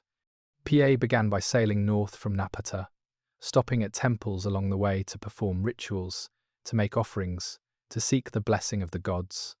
When he reached Thebes, he was greeted not as an invader, but as a liberator, welcomed by the priests who saw in him the saviour they had been praying for. From Thebes, he continued north, methodically capturing cities one by one: Hermopolis, Heracleopolis, Memphis itself, the ancient capital where pharaohs had been crowned for thousands of years. The siege of Memphis was the turning point, the moment when Piè's invasion became irreversible. The city was heavily fortified, its walls thick, its garrison loyal to Tefnakt, the most powerful of the Delta warlords who opposed Kushite rule. Piè could have bypassed Memphis, could have left it as a thorn in his side while he consolidated power elsewhere, but Memphis was too important, too symbolic. It was the city where pharaohs were crowned, where the god Ptah dwelled, where the ancient rituals of kingship had been performed since the beginning of dynastic Egypt. Piè could not claim to be the rightful pharaoh without controlling Memphis. So he laid siege, cutting off supplies, blocking the river, waiting for the city to starve. But the defenders held firm, and Piè grew impatient. According to his inscription, he received a divine revelation, a vision that showed him how to take the city. The Nile, at its flood, had risen high enough that the water lapped at the base of the city walls. Piè ordered his soldiers to bring boats up to the walls and attack from the water, a tactic the defenders had not anticipated. Memphis fell, and with it, the last real obstacle to Kushite rule over Egypt. The Delta warlords, seeing the inevitable, submitted one by one, travelling to Memphis to offer their allegiance to the new pharaoh. Tefnakt alone refused to appear in person, sending messages of submission but never kneeling before Piè. It was a final gesture of defiance, one that Piè chose to accept rather than prolong the war. But the turning point was not just military, it was psychological, cultural, spiritual. When Piè entered the temples of Memphis, when he performed the ancient rituals, when he donned the double crown and took the titles of pharaoh, he was not acting as a conqueror, imposing his will on a defeated people. He was acting as a king, claiming his rightful inheritance, as a faithful servant of the gods restoring the cosmic order. And the Egyptian priests, the keepers of tradition, the guardians of religious knowledge, accepted him. They anointed him. They proclaimed him pharaoh. They recorded his name in the sacred king lists, alongside those of Ramesses and Thutmose, and all the great rulers who had come before. This was the true turning point, the moment when Kush and Egypt became one, when the kingdom of the south assumed leadership of the kingdom of the north, when black African kings became pharaohs of Egypt. It would last for nearly a century, this Kushite dynasty, a time of revival and restoration, of temple building and artistic renaissance, of military campaigns against the rising power of Assyria. The 25th dynasty would produce some of Egypt's most capable rulers, kings who rebuilt monuments, revived old traditions, and fought desperately to preserve Egyptian independence against the greatest empire the world had yet seen. But it began here, in 747, with Piè's invasion, with his conquest of Memphis, with his coronation as pharaoh, with the moment when everything changed. Egypt had been saved, for a time, by the very people it had once considered barbarians, by the kings from the south, who proved themselves more faithful to Egyptian tradition than the Egyptians themselves. The turning point had come, and nothing would ever be the same. The immediate consequence of Piè's conquest was not the chaos one might expect from foreign invasion, but something closer to Renaissance, a flowering of art, architecture, and religious devotion that Egypt had not seen in generations. Piè returned to Kush after securing his control over Egypt, leaving governors and priests to administer the northern lands while he ruled from Napata. It was an unusual arrangement, a pharaoh who spent most of his reign hundreds of kilometers from the traditional centers of Egyptian power, but it worked because the Kushite kings did not see themselves as occupiers, extracting tribute from a conquered province. They saw themselves as restorers, guardians of tradition, and they governed accordingly. The temples were the first beneficiaries of this new order. Piè and his successors poured resources into rebuilding and expanding the great religious complexes that had fallen into disrepair during the period of fragmentation. At Karnak, the massive temple of Amun received new additions, colonnades and chapels that bore the names of Kushite pharaohs, carved in hieroglyphs alongside prayers and dedications. The priests, who had languished under the rule of weak and impious kings, now found themselves supported by pharaohs who took religion seriously, who attended festivals, who made generous donations, who performed the rituals with the solemnity they deserved. Art flourished under the 25th dynasty, but it was a particular kind of art, consciously archaic, deliberately referencing the styles of the Old and Middle Kingdoms.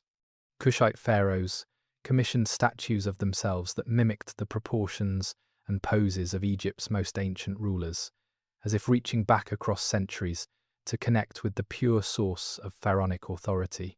Modern art historians call this the Kushite Renaissance, a period when Egyptian artists rediscovered classical forms, when sculptors studied ancient masterpieces and learned to replicate their techniques.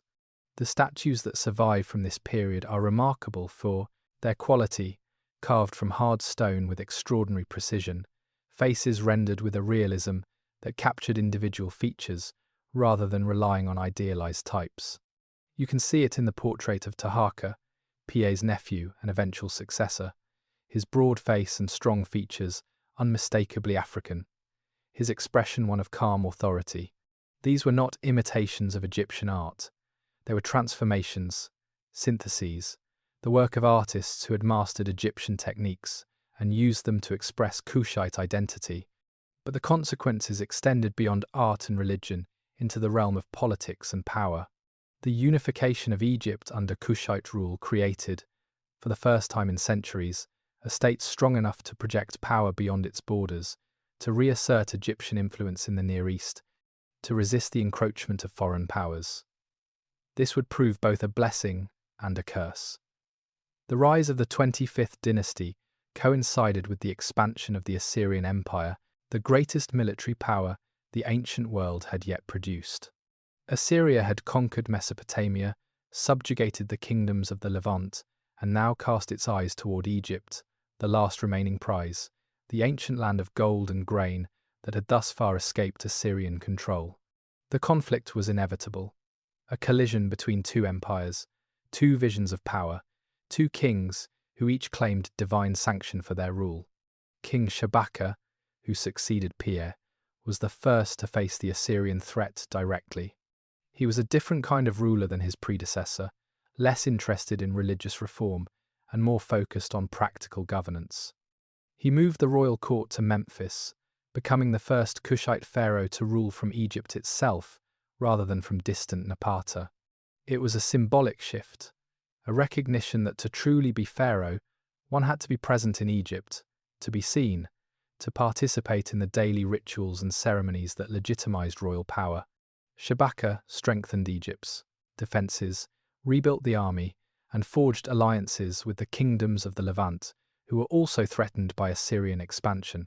He presented himself as the defender of the civilized world against barbarian aggression, a role that resonated with Egyptian pride, even if it came from a king whose own origins lay beyond Egypt's traditional borders.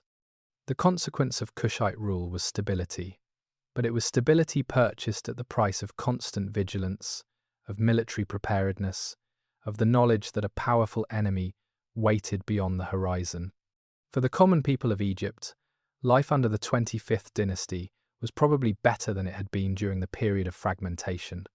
The restoration of central authority meant more consistent administration of justice, more reliable collection and distribution of grain during flood years, less arbitrary violence from local warlords who no longer had to be appeased. The temples employed thousands of workers, priests, scribes, craftsmen, farmers on temple lands, all of whom benefited from the renewed patronage of pharaohs who took their religious duties seriously.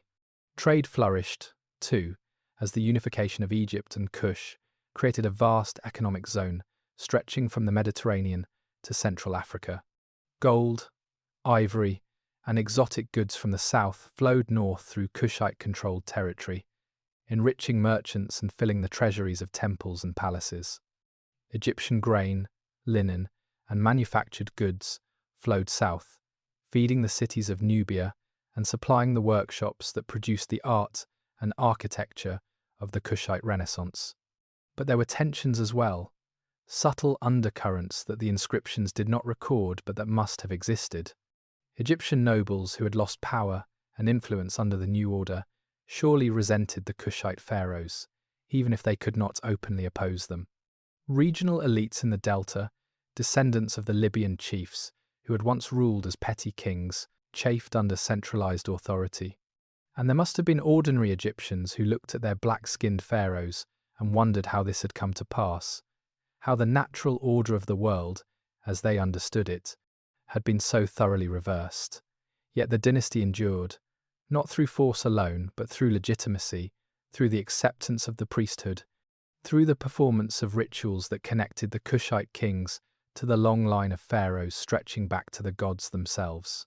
The consequence of Piè's conquest was not the fall of Egypt, but its rise, a final flowering before the storm, a brief period when the land of the Nile was united, strong, and ruled by kings who believed in the traditions they claimed to defend. It would not last. The Assyrians were coming, and when they arrived, the consequences would be devastating, transformative, and ultimately fatal to Kushite dreams of ruling both lands. But for now, in the decades following Piè's conquest, Egypt experienced something it had not known in generations: peace, prosperity, and the confidence that came from having pharaohs who cared about more than their own power. The fall would come later. For now, there was only the rise. The impact of the 25th dynasty extended far beyond the borders of Egypt and Kush, rippling outward through time and space in ways that would shape the ancient world and echo into the present. The most immediate impact was geopolitical. The way Kushite rule transformed Egypt from a fractured collection of petty kingdoms into a unified state capable of challenging the greatest empire of the age. When the Assyrian king Esarhaddon invaded Egypt in 671 before the Common Era, he did not face weak, divided opponents but a centralized kingdom ruled by Taharqa, one of the most capable military leaders of the ancient world. The first Assyrian invasion was repulsed, a stunning victory that demonstrated the renewed strength of Egypt under Kushite rule. But the respite was temporary. The Assyrians returned again and again with larger armies, better logistics, and a determination to add Egypt to their growing empire. Eventually, they succeeded, driving Taharqa from Memphis, installing puppet rulers, and bringing Egypt under Assyrian control for the first time in its long history. Yet even in defeat, the Kushite pharaohs left their mark. Their resistance to Assyria became legendary, recorded in Assyrian royal inscriptions that grudgingly acknowledged the difficulty of conquering Egypt, and in biblical texts that remembered Taharqa as a powerful king who had marched to defend Jerusalem against the Assyrian siege. The Book of Kings records this moment, when Sennacherib, king of Assyria, threatened Jerusalem, and Hezekiah, king of Judah, looked desperately for allies. The text states that Tirhakah, king of Kush, came forth to fight against the Assyrians, forcing Sennacherib to withdraw, at least temporarily. Whether Tirhakah's intervention was decisive or merely coincidental remains debated by historians, but the fact that he was remembered at all, that his name was preserved in one of the most widely read texts in human history, speaks to the impact he had on the ancient world. The biblical connection reveals another layer of impact, the way the Kingdom of Kush entered the religious imagination of the ancient Near East. The prophet Isaiah spoke of Kush repeatedly, sometimes as a powerful nation, sometimes as a symbol of distant peoples who would one day come to worship the God of Israel. The Ethiopians, as the Greeks called them, became emblematic of the exotic, the powerful, the mysterious, peoples from beyond the known world who possessed wealth and wisdom. This image persisted for centuries, shaping how later civilizations understood Africa and its peoples. When the Romans encountered the Kingdom of Kush, they inherited Greek ideas about Ethiopia, a land of wonders, of gold, of queens who commanded armies and resisted even the might of Rome. The one-eyed Kandake, a Kushite queen who fought against Roman expansion in the 1st century before the Common Era, became famous throughout the ancient world, her exploits recorded by Roman historians who grudgingly admired her courage and military skill.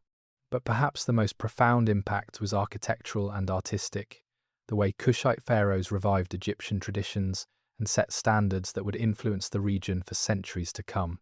The temple-building programs of Shabaka and Taharqa were not mere acts of piety.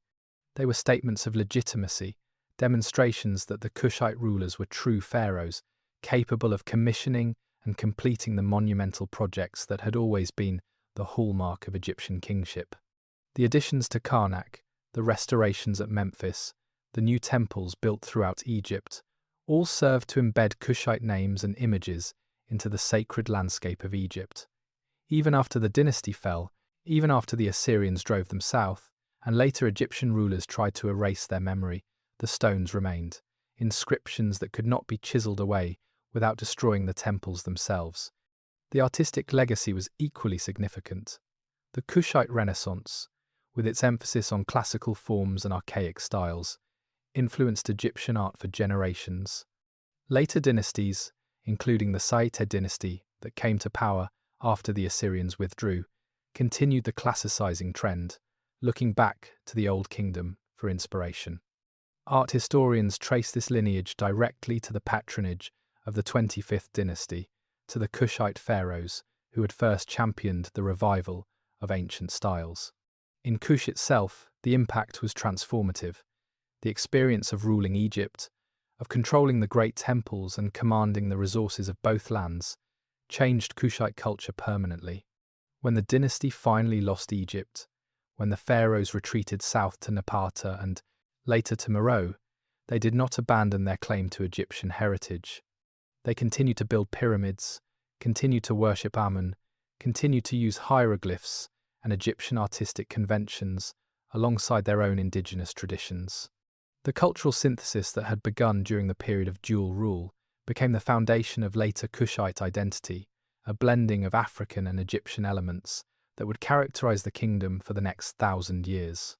The impact extended to questions of identity and memory, to how civilizations remember themselves and are remembered by others. The erasure of the 25th dynasty from popular historical consciousness, the way it was reduced to a footnote or ignored entirely in Western accounts of ancient Egypt, had consequences that reached into the modern era. It contributed to the myth that ancient Egypt was somehow separate from Africa, that its achievements belonged to a different civilizational trajectory, one that excluded Black Africans. This myth served colonial ideologies, justified the exploitation of Africa, and denied African peoples their own heritage.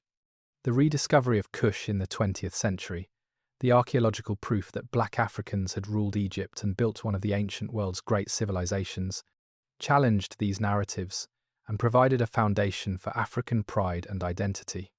The impact, then, was not just ancient but modern, not just about what happened 3,000 years ago, but about how we understand the past and its relationship to the present.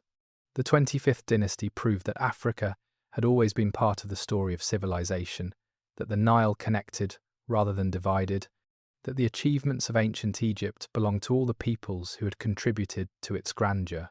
The Kushite pharaohs had ruled for less than a century, but their impact would endure for millennia, carved in stone, preserved in scripture, and resurrected by archaeologists who refused to let their story remain buried in the sand.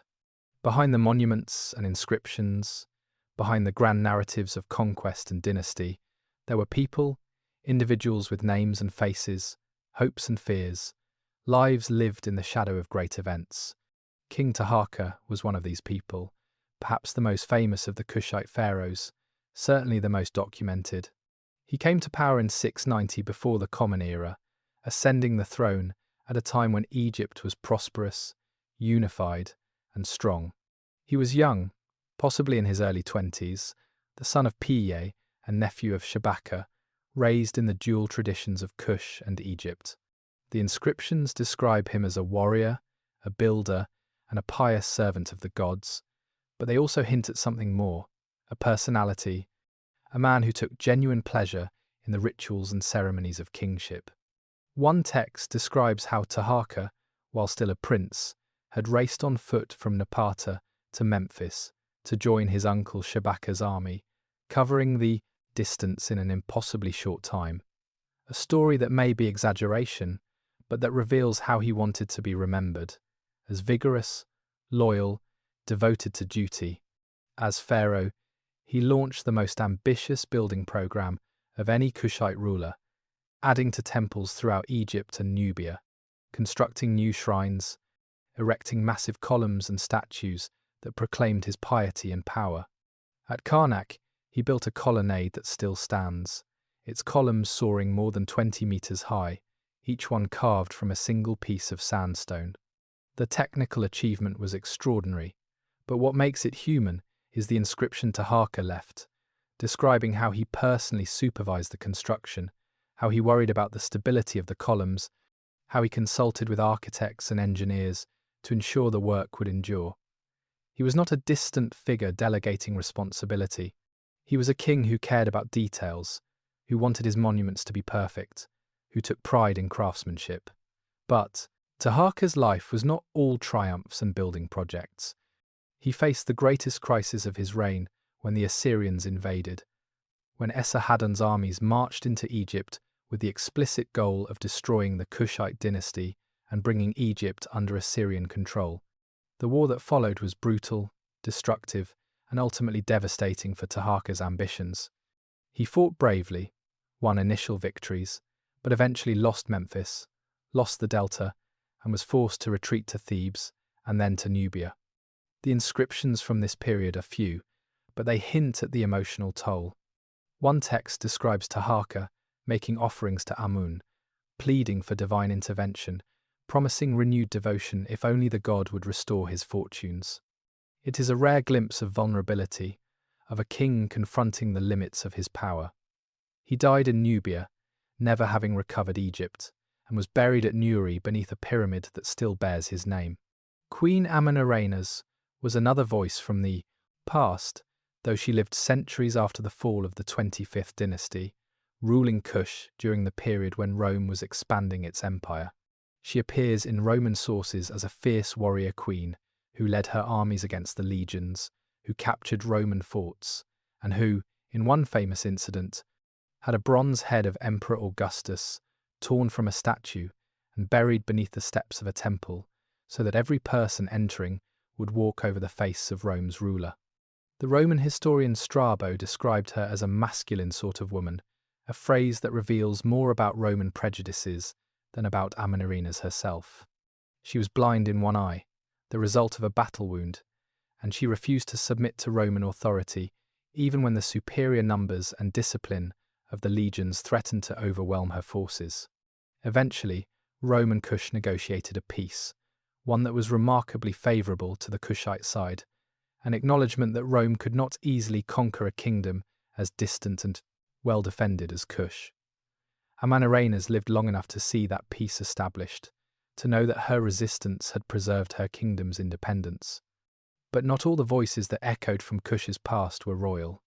In the tombs at Kerma, archaeologists found evidence of the retainers, the servants and craftsmen who had been sacrificed to accompany their kings into the afterlife. These were not volunteers. They were killed, their bodies arranged in rows around the royal burial, their own hopes and dreams extinguished to serve someone else's vision of eternity. We do not know their names. The inscriptions did not record them, but their bones tell stories of age and injury, of lives spent in labour, of deaths that came too soon. They were part of Kush's story too, the forgotten voices whose labour built the monuments, whose skills created the art, whose sacrifice sustained the rituals.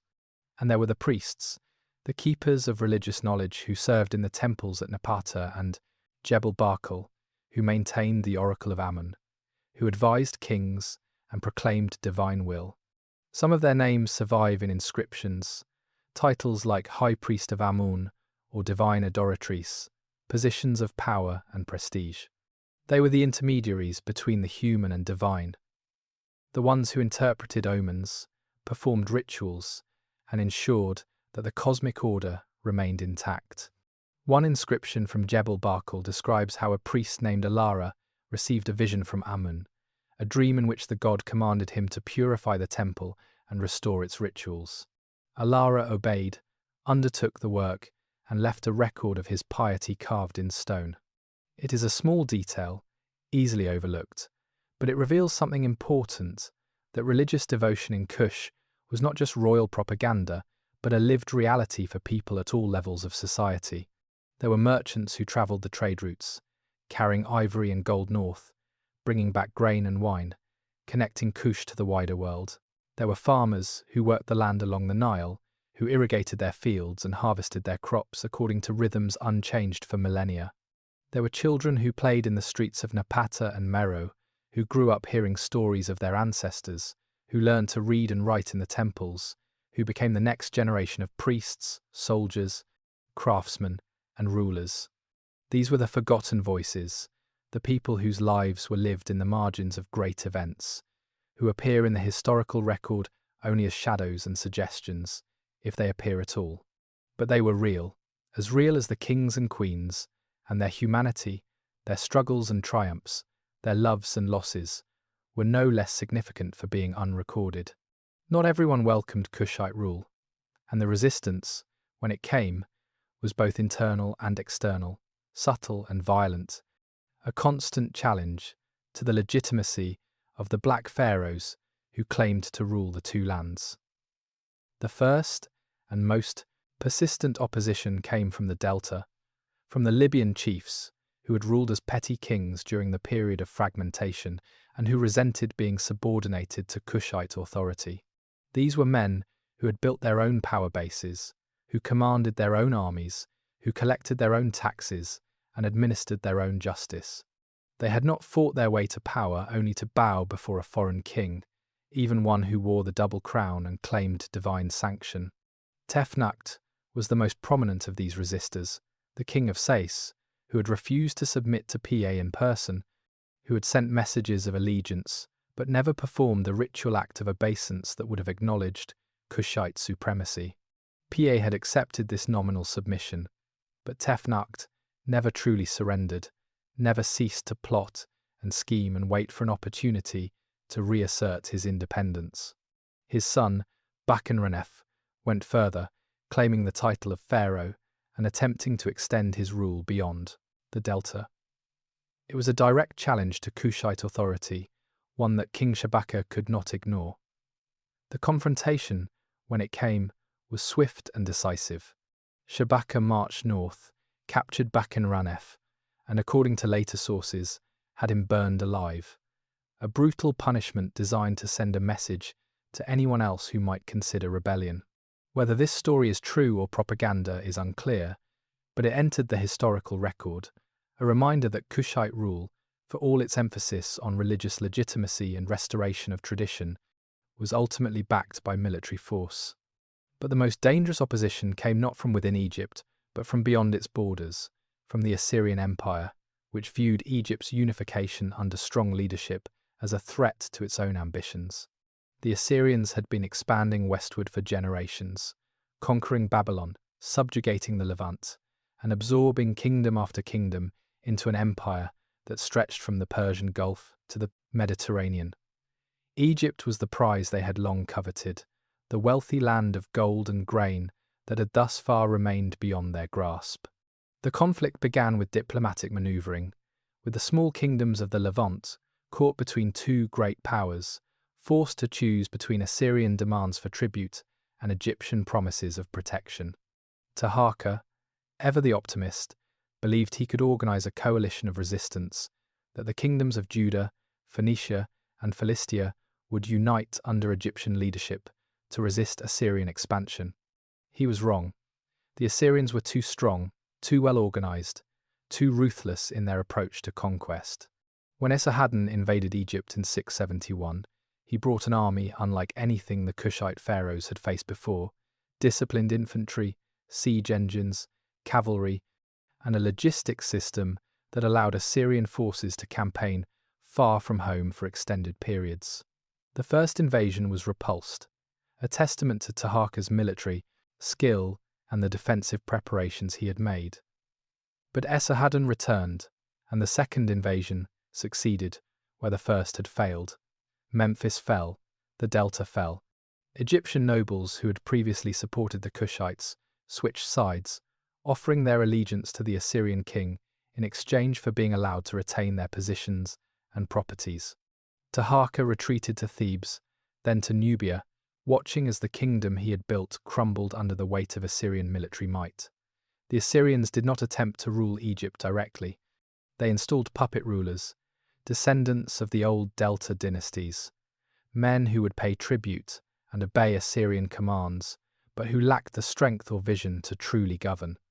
Egypt entered a period of chaos, nominally under Assyrian control, but in reality fragmented once again.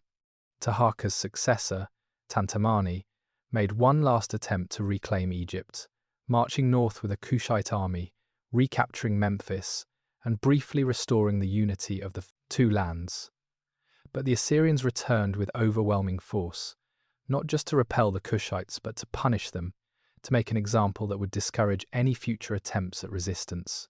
They sacked Thebes, the sacred city, the religious heart of Egypt and Kush. They looted the temples, carried off treasures, and left the city in ruins. The destruction of Thebes was recorded in biblical texts, in the book of Nahum, where the prophet uses the fall of the great city as a warning to Nineveh, the Assyrian capital. The passage asks, "Are you better than Thebes, situated on the Nile, with water around her, whose rampart was the sea, whose wall was the sea?" The answer, implicit in the text, was that even the mightiest city could fall, that even the most sacred place could be destroyed. The sack of Thebes marks the end of Kushite dreams of ruling Egypt. Tantamani retreated south, never to return, and the 25th dynasty came to an end, not with a grand last stand, but with a slow withdrawal, a recognition that the world had changed, that new powers had risen, and that Kush's moment on the stage of Egyptian history was over. But the opposition they had faced, both internal and external, had been formidable, a testament to the challenges of maintaining an empire that stretched across such vast distances and encompassed such diverse peoples. The Kushite pharaohs had ruled Egypt for nearly a century, longer than many native Egyptian dynasties, but in the end, they could not resist the combined forces of internal dissent and external aggression. The opposition had won, not through superior legitimacy or divine favour, but through superior force, through the brutal calculus of military power that has decided the fate of empires since the beginning of history. And yet, even in defeat, the Kushites remained unbroken. They retreated to Nubia, to the land that had always been theirs, and there they would build a new kingdom, one that would endure for another 1,000 years, independent, proud, and free. The loss of Egypt could have been the end of Kush, a final humiliation that shattered the kingdom and sent it into terminal decline, the way so many empires have fragmented after losing their most prized possessions. But that is not what happened. Instead, the retreat south became an awakening, a moment when Kush turned inward and discovered that it did not need Egypt to be great, that the resources, creativity, and cultural vitality of Nubia itself were sufficient to sustain a civilization of remarkable sophistication and endurance. The capital moved from Napata to Meroë, a city hundreds of kilometers south, beyond the reach of Assyrian armies or Egyptian ambitions. Situated in a region where summer rains made agriculture less dependent on the Nile flood, and where vast deposits of iron ore promised new sources of wealth and power. Meroë became the heart of a cultural renaissance, a period when Kushite civilization reached its fullest expression, no longer in the shadow of Egypt, but as a distinctly African kingdom that drew on multiple traditions to create something unique. The most visible symbol of this renaissance was the development of the Meroitic script, an indigenous writing system that replaced Egyptian hieroglyphs as the language of royal inscriptions, temple dedications, and funerary texts. The script borrowed the form of hieroglyphs, but represented the sounds of a different language, one that was neither Egyptian nor related to any known linguistic family. It was a declaration of independence, a way of saying that Kush had its own voice, its own words, its own way of recording its history. Deciphering Meroitic remains one of the great challenges of African archaeology. Scholars can read the script, can sound out the words, can identify names and titles, but the language itself remains largely mysterious, its grammar and vocabulary lost to time. Yet, even partial understanding reveals that the texts were sophisticated, concerned with religion, kingship, and the proper ordering of the cosmos. They were not crude imitations of Egyptian models, but original compositions that reflected Kushite concerns and values. The art of the Meroitic period showed a similar independence, a blending of Egyptian, African, and even Hellenistic influences into a distinctive style. The pottery became more elaborate, decorated with painted designs of gods, animals, and geometric patterns. The jewelry incorporated new motifs, symbols that had no Egyptian precedent, but that must have held meaning in Kushite culture. The temple reliefs depicted kings and queens with features that were unmistakably African, but in poses and contexts that drew on Egyptian iconography, a visual language that was neither purely one nor purely the other.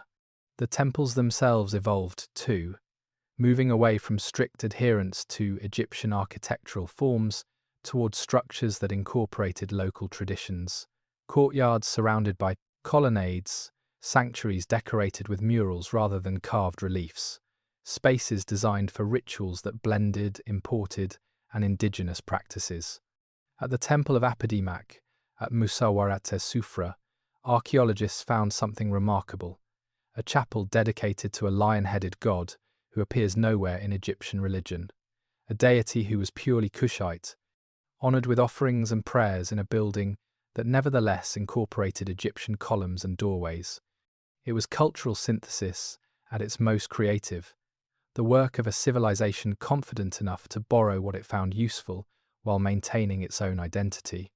But perhaps the most significant aspect of the Meroitic Renaissance was economic, the transformation of Kush into a centre of iron production and trade that connected sub-Saharan Africa to the Mediterranean world and beyond.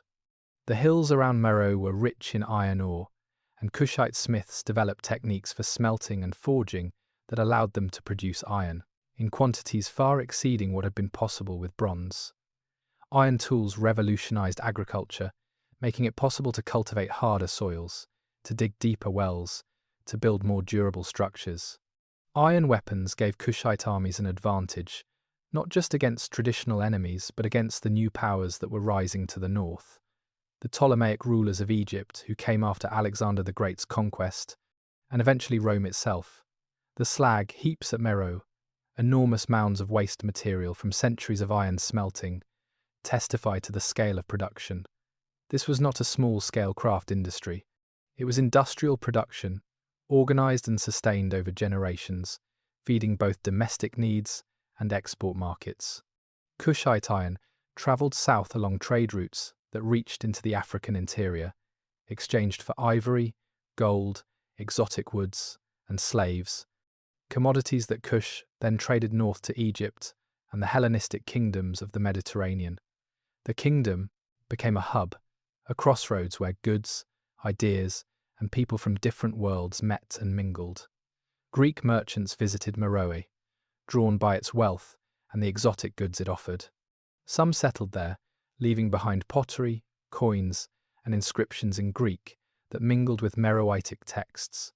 Roman sources describe embassies from Kush, diplomatic missions that travelled to Rome to negotiate trade agreements and political alliances. The Kushites were not isolated, not cut off from the wider world, but active participants in the complex network of exchange that characterized the ancient world in the centuries around the turn of the Common Era.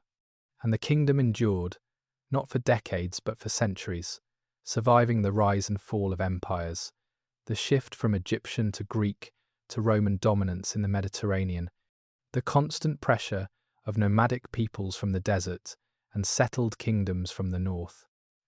Meroë stood for more than 1,000 years after the loss of Egypt, a remarkable achievement that spoke to the resilience of Kushite culture and the adaptability of its rulers. The awakening that followed the retreat from Egypt was not a retreat from greatness, but a rediscovery of it, a realization that Kush had always possessed the resources, creativity, and cultural vitality to sustain itself. that Egypt had been an addition to Kushite power, not its foundation.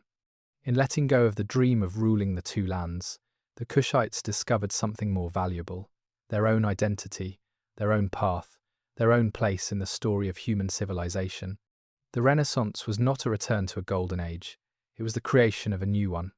The deepest truth about the Kingdom of Kush is not that it ruled Egypt for a century, not that it built pyramids or produced exquisite art, not that it resisted Rome or traded with the Mediterranean world, though all these things are true and remarkable. The deepest truth is this: Kush was not Egypt's shadow. It was an independent civilization, older in some ways than Egypt itself, with its own traditions, its own gods, its own vision of power and permanence, that existed long before the 25th dynasty and endured long after. This truth was obscured for centuries, buried beneath layers of assumption and prejudice, hidden by the accident of history that preserved Egyptian texts more completely than Kushite ones, that made Egypt famous while leaving Kush forgotten. But the archaeological evidence, patiently accumulated over more than a century of excavation and study, reveals a different story. The city of Kerma was already ancient when the first Egyptian pharaohs built the pyramids at Giza. Its monumental architecture, its sophisticated pottery, its complex burial practices, all developed independently, influenced by, but not dependent on, Egyptian culture. The Kingdom of Kerma was a peer to the Old Kingdom of Egypt, a rival power with its own resources and ambitions. When Egypt conquered Nubia during the New Kingdom, it did not bring civilization to a primitive land. It imposed control on a region that had been civilized for millennia, that had its own cities, its own kings, its own artistic traditions. And when Egypt withdrew, when the New Kingdom collapsed and Egyptian power receded northward, Nubian civilization did not disappear. It reasserted itself, reclaimed its independence, and eventually turned the tables on its former conqueror. This is the revelation, the understanding that changes everything. The Kushite pharaohs, who ruled Egypt, were not foreign invaders, imposing alien rule on a conquered people. They were the inheritors of a dual tradition, equally at home in the religious culture of Egypt and in the political culture of Nubia. They ruled Egypt because they understood Egypt, because they worshipped the same gods, because they saw themselves as part of the same civilizational project. But they were also distinctly Kushite, rooted in African traditions that were older and deeper than the pharaonic system they temporarily commanded. When they lost Egypt, they did not lose themselves. They returned to Nubia and built a kingdom that would outlast most of the dynasties that followed them in Egypt. This revelation challenges the fundamental narrative of ancient history as it has been taught in Western schools and universities. The story that places Egypt at the center of ancient civilization, that treats the Nile as a boundary between the civilized Mediterranean world and the primitive African interior. The truth is that the Nile was a highway, not a border, that cultural influence flowed in both directions, and that the achievements of ancient Egypt were built on foundations that included significant African contributions. The 25th dynasty was not an aberration. It was a manifestation of a relationship between Egypt and Nubia that had existed for thousands of years, a relationship of exchange, conflict, and mutual influence that shaped both civilizations. Another layer of revelation concerns the role of women in Kushite society, something that becomes apparent when you examine the evidence closely. Unlike most ancient civilizations, Kush was ruled at times by queens who wielded real power, not as regents for absent or infant kings, but as sovereigns in their own right. The title Kandake, often rendered as Candace in Western sources, referred to queen mothers who commanded armies, commissioned monuments, and negotiated with foreign powers. The Romans encountered several of these warrior queens, including the one-eyed Amenorrhaenas, who fought them to a standstill and secured a remarkably favourable peace treaty. This was not an anomaly. The archaeological record shows multiple instances of royal women buried with the honours and symbols of power, their pyramids as grand as those of male rulers, their inscriptions proclaiming their achievements. The revelation is that Kushite society had a different conception of gender and power than the Mediterranean civilizations that recorded most of what we know about the ancient world, a conception that allowed for female rulership in ways that were exceptional in Egypt and unheard of in Greece or Rome.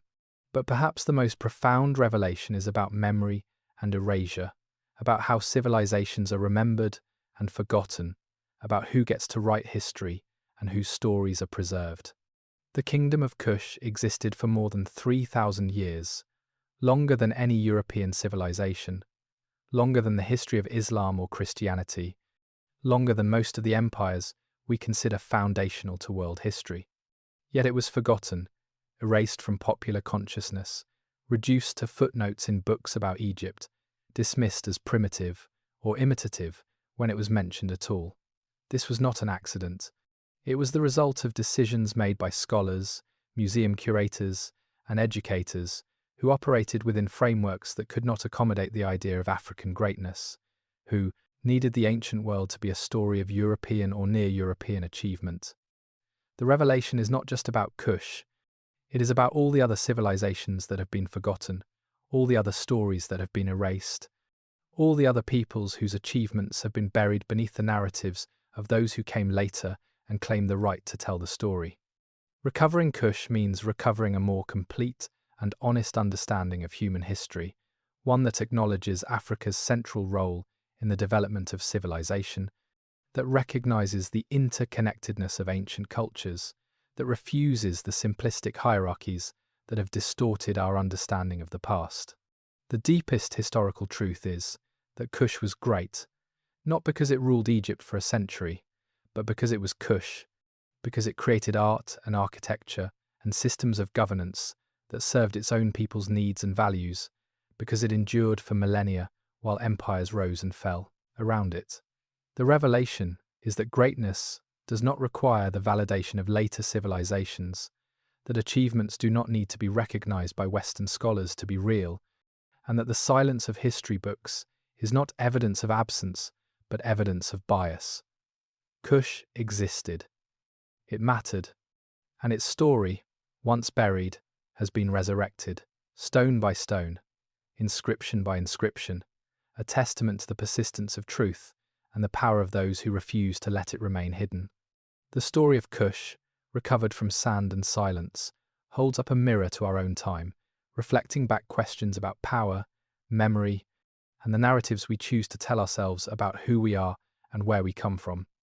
What does it mean that an entire civilization, one that lasted longer than most empires in recorded history, could be so thoroughly forgotten that its very existence was doubted even when the evidence stood plainly visible in the desert?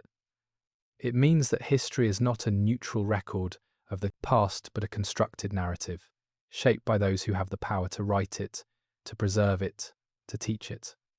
The erasure of Kush from popular consciousness was not accidental.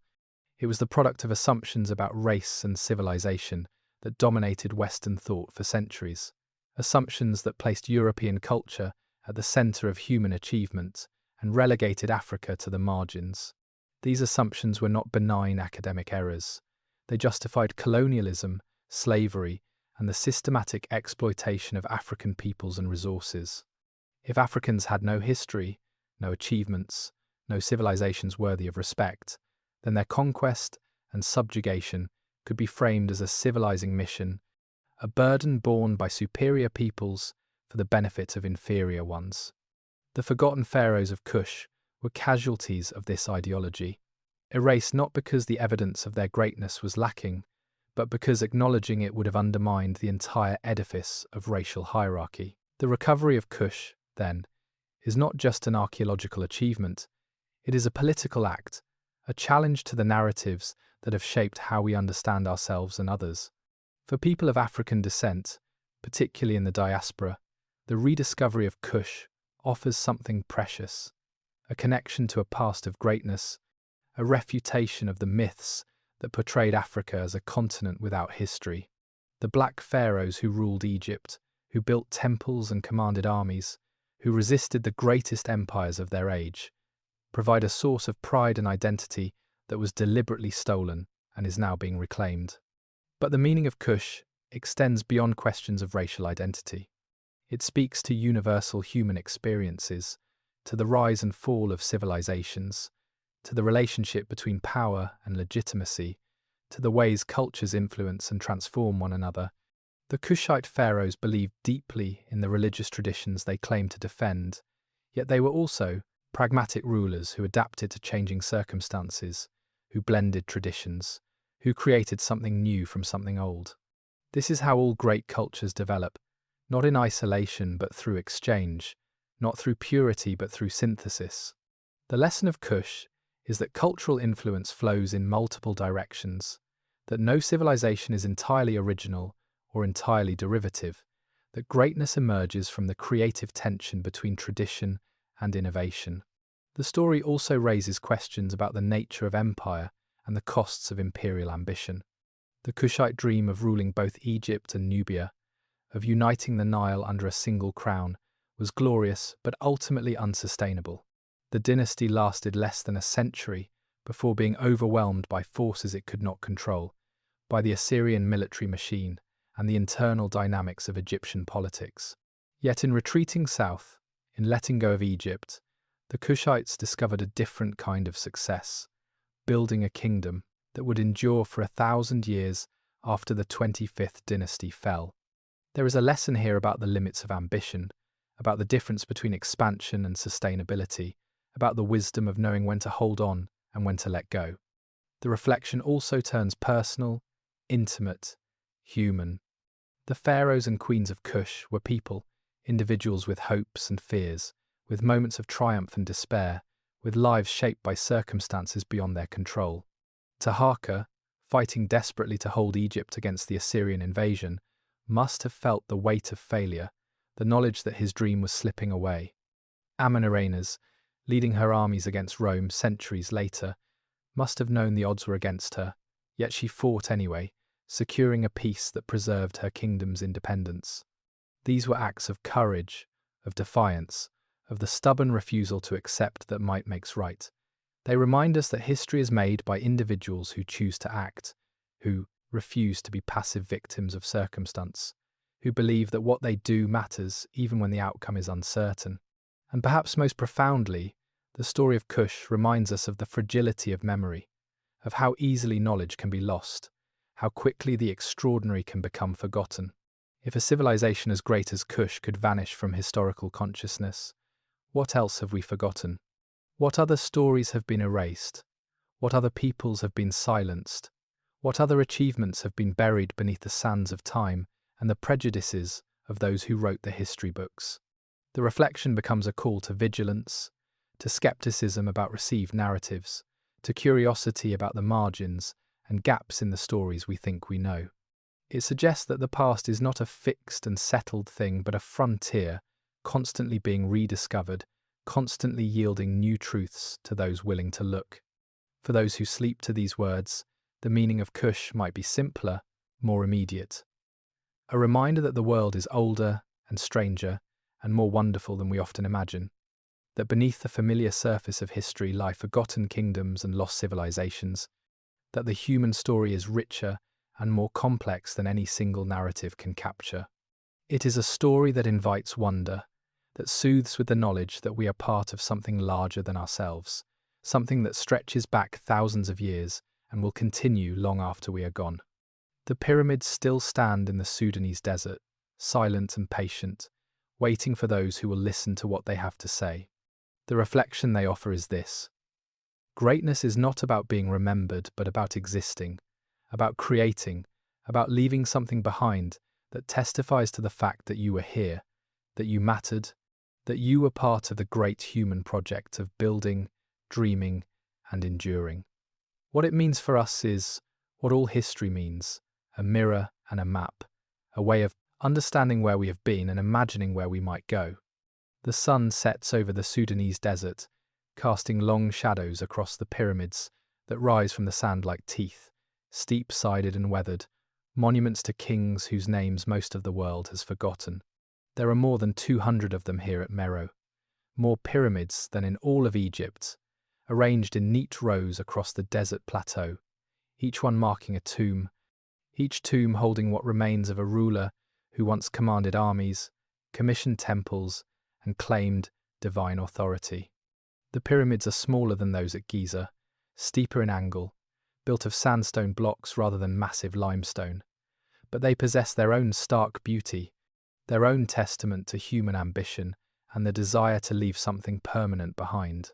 For centuries, they stood alone, visited occasionally by nomads, by travellers, by the occasional European explorer who sketched them and wondered but did not understand. The inscriptions on their walls were unreadable, the language lost, the history they recorded inaccessible to those who might have preserved it. Time and wind eroded the surfaces. Treasure hunters broke into the burial chambers, scattering what they did not steal. The desert reclaimed what had once been carefully maintained, covering courtyards with sand, toppling columns, wearing smooth the carved faces of gods and kings. But the pyramids endured, as they were meant to, solid despite their plunder, present despite their abandonment, waiting for the moment when the world would remember. That moment came slowly, beginning with the excavations of the early 20th century, accelerating as scholars learned to read Meroitic, expanding as African nations gained independence and reclaimed their own histories, continuing into the present as archaeologists from Sudan and around the world work to uncover, preserve, and interpret what remains of the Kingdom of Kush. The legacy in stone is substantial, physical, undeniable. The temples at Jebel Barkal still stand, their columns reaching toward the sky, their walls still bearing the names of Kushite pharaohs carved 3,000 years ago. The pyramids at Meroë, though looted and damaged, still mark the tombs of the 25th dynasty, still testify to the fact that black African kings ruled Egypt and were buried with the honours due to pharaohs. The artifacts in museums around the world, golden jewellery and bronze weapons, ceramic vessels and stone statues, each one a fragment of a civilization that created beauty and meaning in forms that have survived millennia. But the legacy and memory is more complex, more contested, more fragile. For every person who knows of Kush, there are thousands who do not, who have studied ancient history without ever encountering the names Pie or Taharqa, who have visited Egypt without realizing that some of the temples they admired were built by Nubian kings.